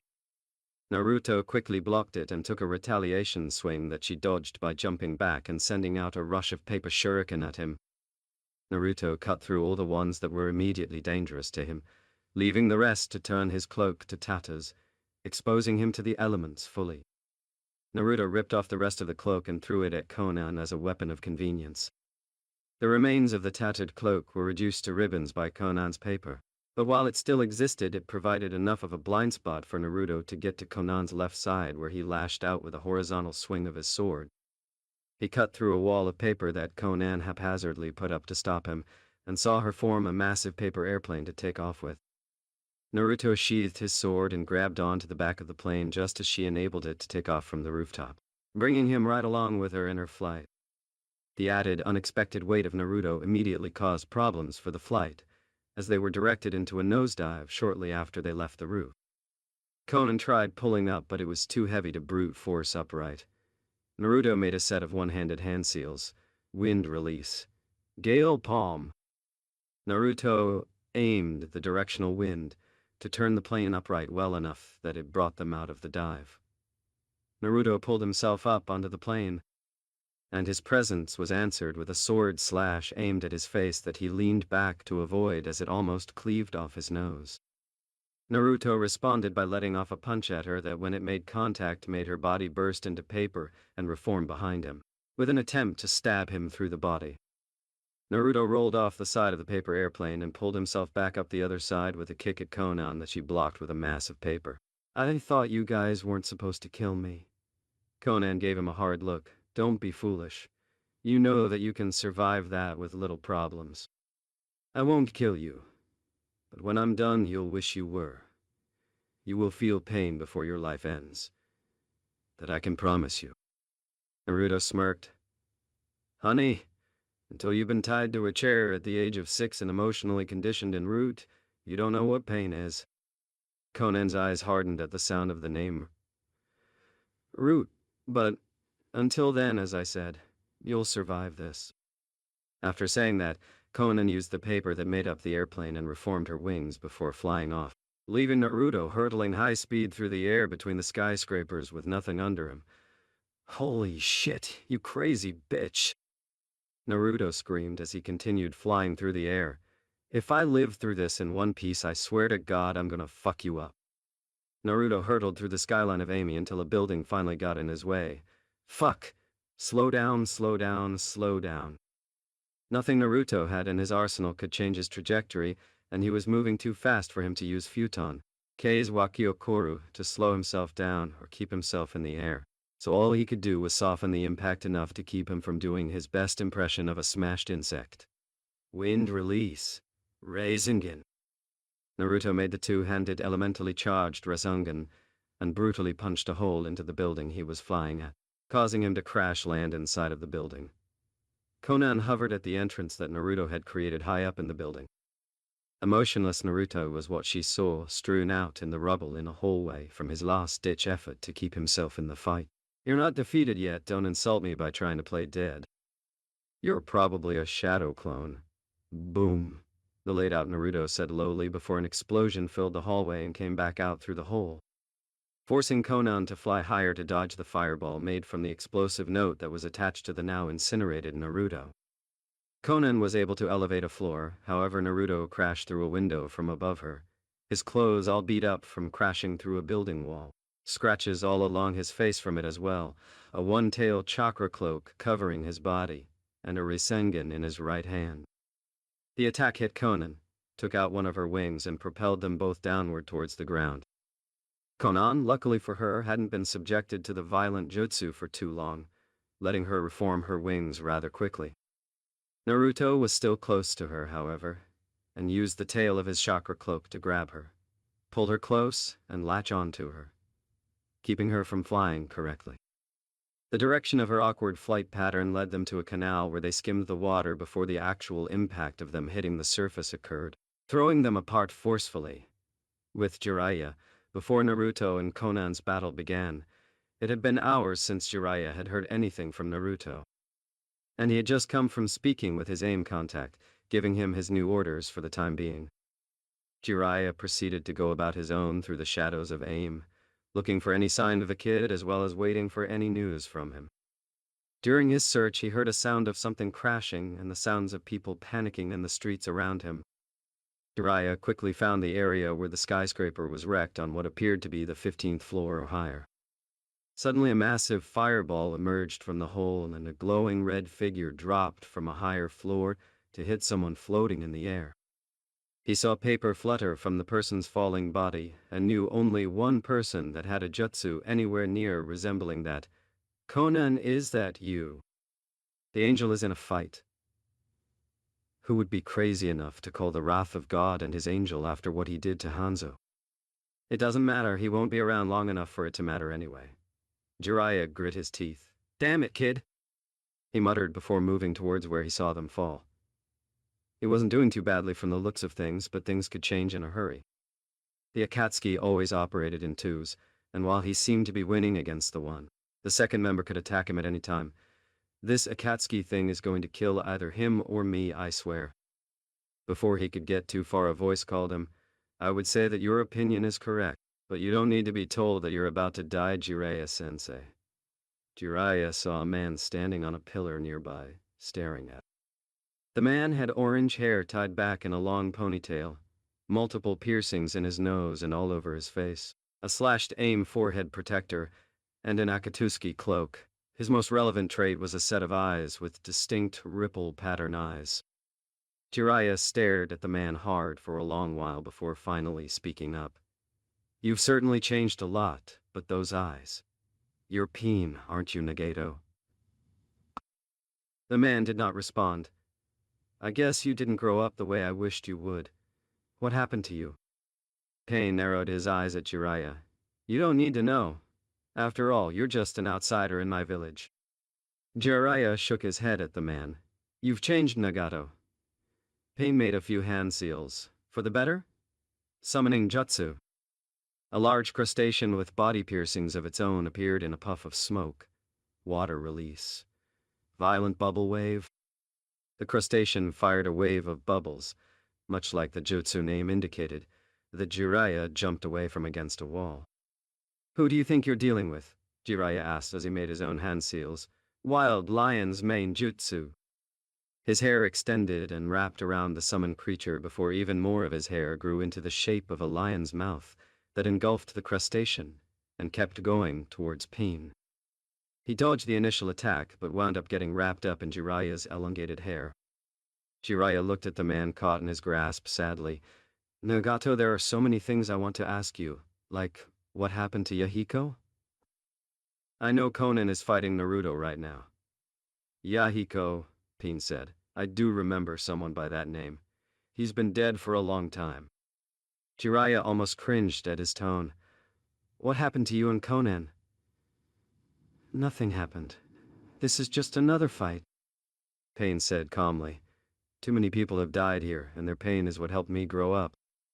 Even the most ignorant, innocent child will grow up eventually when they learn of true pain. It affects what they say, what they think, and they become real people. Jiraiya sneered at him. You think abandoning the love for your friends is the right way to grow up? Sensei! Peen said in the same monotone as before, you're still just a normal person. But me, living in the center of an infinite universe of pain, have grown into something much more. He closed his eyes. I have grown from a person into a god. And as God, what I say, what I think, becomes the law of God. But you're still just a regular person, Sensei. I don't expect you to understand what I'm telling you. Jiraiya's face twisted into a multitude of emotions. I can't believe you're the same child I met all those years ago. Things I couldn't comprehend as a human are crystal clear now that I am God. And now I have also noticed that there are things I can do as a god that I could never dream of as a human. Peen continued as Jiraiya listened. What are you trying to do here? Jiraiya asked. Peen had a simple answer to that. I'm going to put an end to this pathetic world and its endless wars. It will be an act of God. Jiraiya needed to know more. He was in front of what used to be a student, who was now the leader of Akatsuki. He could get the reasoning from the source itself. What are you after the bijou for? Why do you want Naruto? Peen quickly decided his reply. I suppose since you're going to die and since Conan will have the Kyuubi in our possession soon enough, I can tell you. Using all of the bijou, I will create a new forbidden jutsu, a technique that will eradicate an entire country in less than a second. The ultimate technique. A weapon of unprecedented power and scale. Yep, Naruto was right. S-rank power, S-rank ego, S-rank insanity. Jiraiya thought in response to this plan. How could you think something like that would stop war? You'll just make them bigger that way. That's the stupidest thing I've ever heard in my life. Pain shook his head at the toad sage. When countries quarrel with one another, what is the quickest way to end the dispute? Jiraiya snapped at him. Stop avoiding the question. Answer the question. How could you think of something that damn stupid? Pain ignored him. I will give my weapon to the warring nations. People who have weapons will inevitably use them. Again, Jiraiya figured that this plan was completely asinine. Yes, he was right. The weapon would be used eventually, but that would solve nothing. Whenever the weapon was used, whoever was left would immediately begin starting on something bigger, something more powerful, and when that was created, they would use it in revenge. This wouldn't lead to a new world order. It would lead to no world, period. Hundreds of millions of people will die from your idiot idea, and the survivors would be terrified. He was about to say, and piss the fuck off, but he was cut off. All the people of the world will learn what true pain is.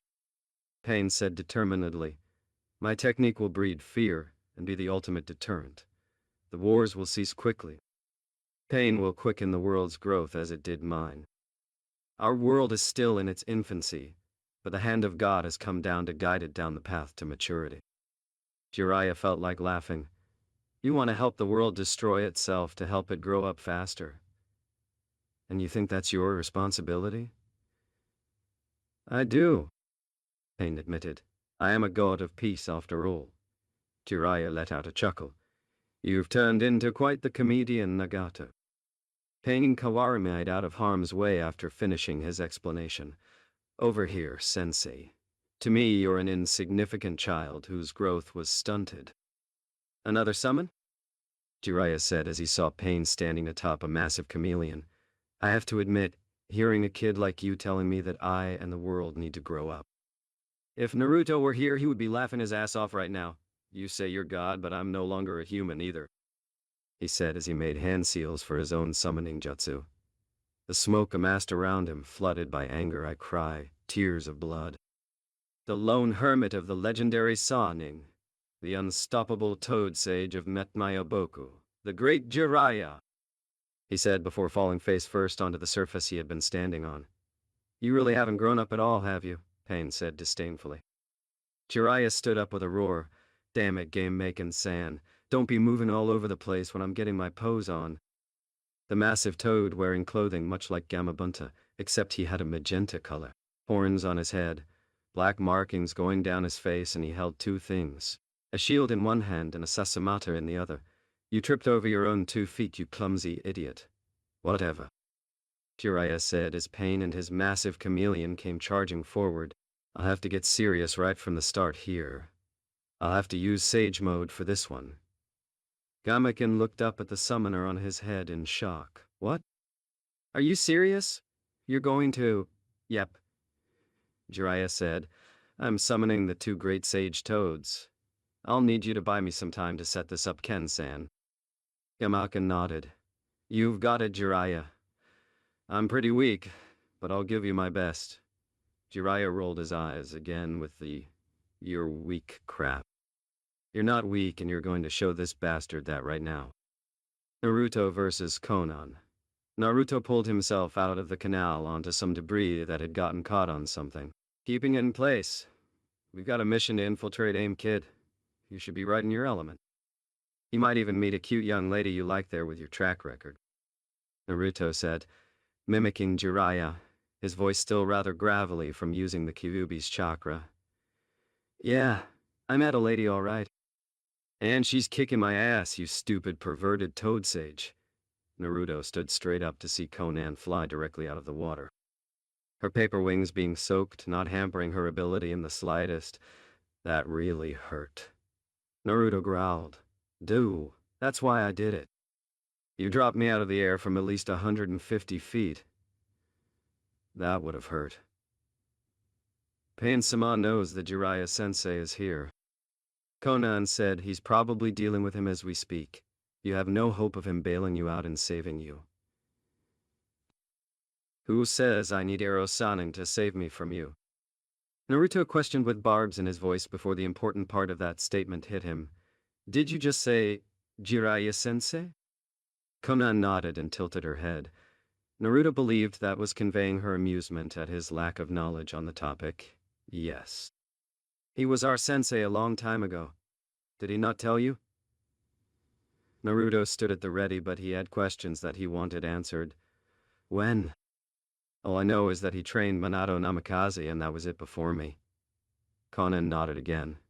That was after he trained us. We were trained during the Second Great Ninja War, a long time before you were born. Wow, Naruto said.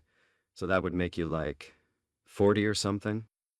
You're really hot for being 40. He looked at her, wondering what she looked like under that Akatsuki robe. If we weren't fighting right now, I would probably be hitting on you. Age doesn't mean anything to a demon or a ninja human, Kyuubi said offhandedly. Shut the fuck up, I'm fighting here. If you aren't going to tell me to dodge something that's trying to kill me, keep it to yourself until the fight is over. Naruto thought to Kyuubi as he couldn't see any inclination of emotion on Konan's face, but he could sense the killing intent from him trying to guess her age, hitting on her. How did he train you? Why? Konan's temper died down as she decided to explain. We were war orphans. AIM was constantly used as a battlefield between the larger nations during their conflicts, and our families were taken from us. Jiraiya-sensei taught us ninja arts in order to give us a chance to defend ourselves and survive. Me, Nagato, and Yahiko. We wanted to bring peace to AIM. But Hanzo? And Danzo? Wait. Naruto said, what about Danzo Jiji? What happened? Konan's eyes hardened. Hanzo aligned with him and his route to destroy our group that wanted to bring peace to Amy. He killed Yahiko, but Naga, Pain killed them all and saved me, and there it was. That was why Danzo hated Hanzo. That was why he always said to stay out of AIM. Hanzo ended up getting his troops slaughtered by this Pain, but Naruto knew why Danzo decided to ally with him for that purpose. Bringing peace to AIM would take away an important buffer nation that no matter what would have kept enemies at bay who tried passing through attack Konoha during war times. Danzo could have backed Konan and Pain, or Nagato, though. It would have ended better. His route were killed anyway when he sided with Hanzo, and if he had supported them instead, guerrilla style, he could have kept his men alive and maybe stopped all of this from happening. But hindsight was 20/20. Naruto wasn't Danzo, and God, he didn't want to be. What was done, and it was his problem now. Konan continued to speak. Pain-sama will bring peace to the world, and you are a vital key to that peace, as well as its greatest thorn in its side. You won't be any longer after this Naruto Uzumaki, dance of the Shikigami. Konan sent out a rush of innumerable papers at Naruto that started to engulf his body. His chakra cloak fought them off at first, but eventually they surrounded him and covered his body entirely. Now you'll remain there until you pass out from lack of oxygen. It is all over. Wind release, vacuum sphere. The paper encased Naruto audibly inhaled deeply and exhaled, causing several bullets of air to fly from Naruto's body and cut through Konan's paper, giving him enough room to Kawarimi his way out. Naruto rushed at Konan, now sporting two tails on his cloak. Thank you, Danzo Jiji. The only damn jutsu you have that I can use from your training. Konan heard him thank Danzo as rage flittered across her face for the first time. You would thank that monster? She said loudly, as the launched a seemingly endless stream of her paper at the Jinchuriki. The power of her paper hit him full on and drove him back into the water, moving the water aside as it pushed him towards the depths. Your route too. I was told that you feel no emotions, no pain. We'll see about that, she said as she began making hand seals. One man's monster is another man's hero. Ask Awagakure. Naruto roared as he exploded from the water at Konan. And I do feel pain and emotion. He never broke me like the rest. He saw her making hand seals and noticed that some of the paper that had stuck to his body were explosive tags. He flared his chakra and got them off of his body just in time for them to explode. Konan watched the fireball and saw Naruto get thrown back into the water coldly. No matter how strong or fast you are in that form, no one can outrun an explosion. The water bubbled for a moment before a large red chakra claw reached up out of the water and grabbed Konan.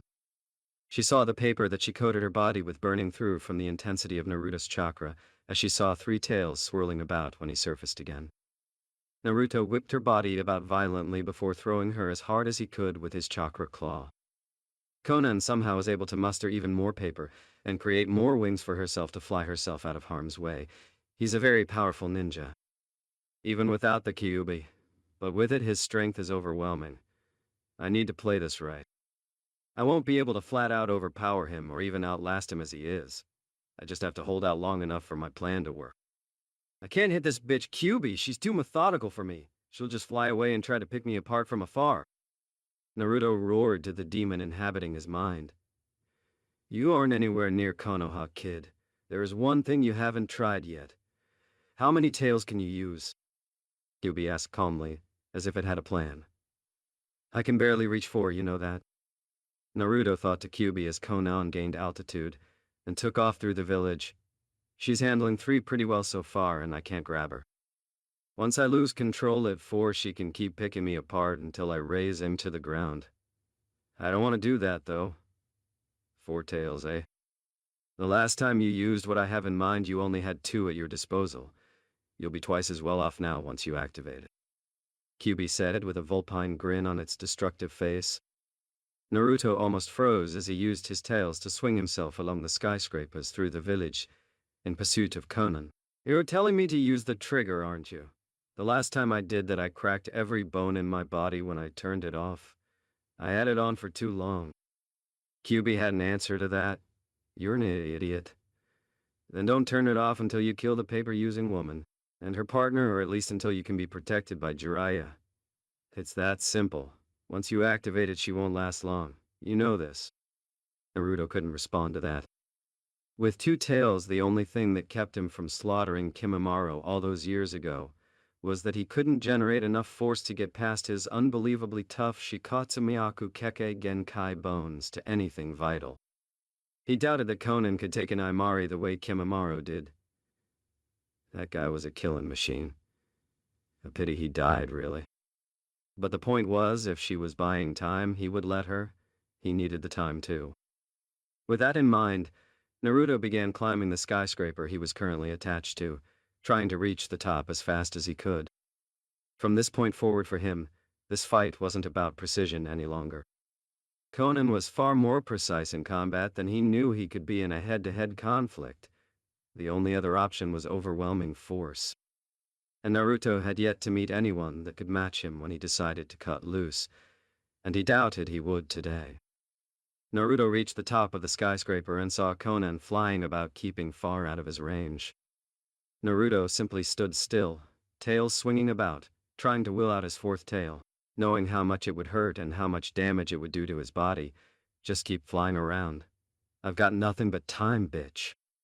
His red eyes rested firmly on her aerial form as he focused on drawing the rest of his power out.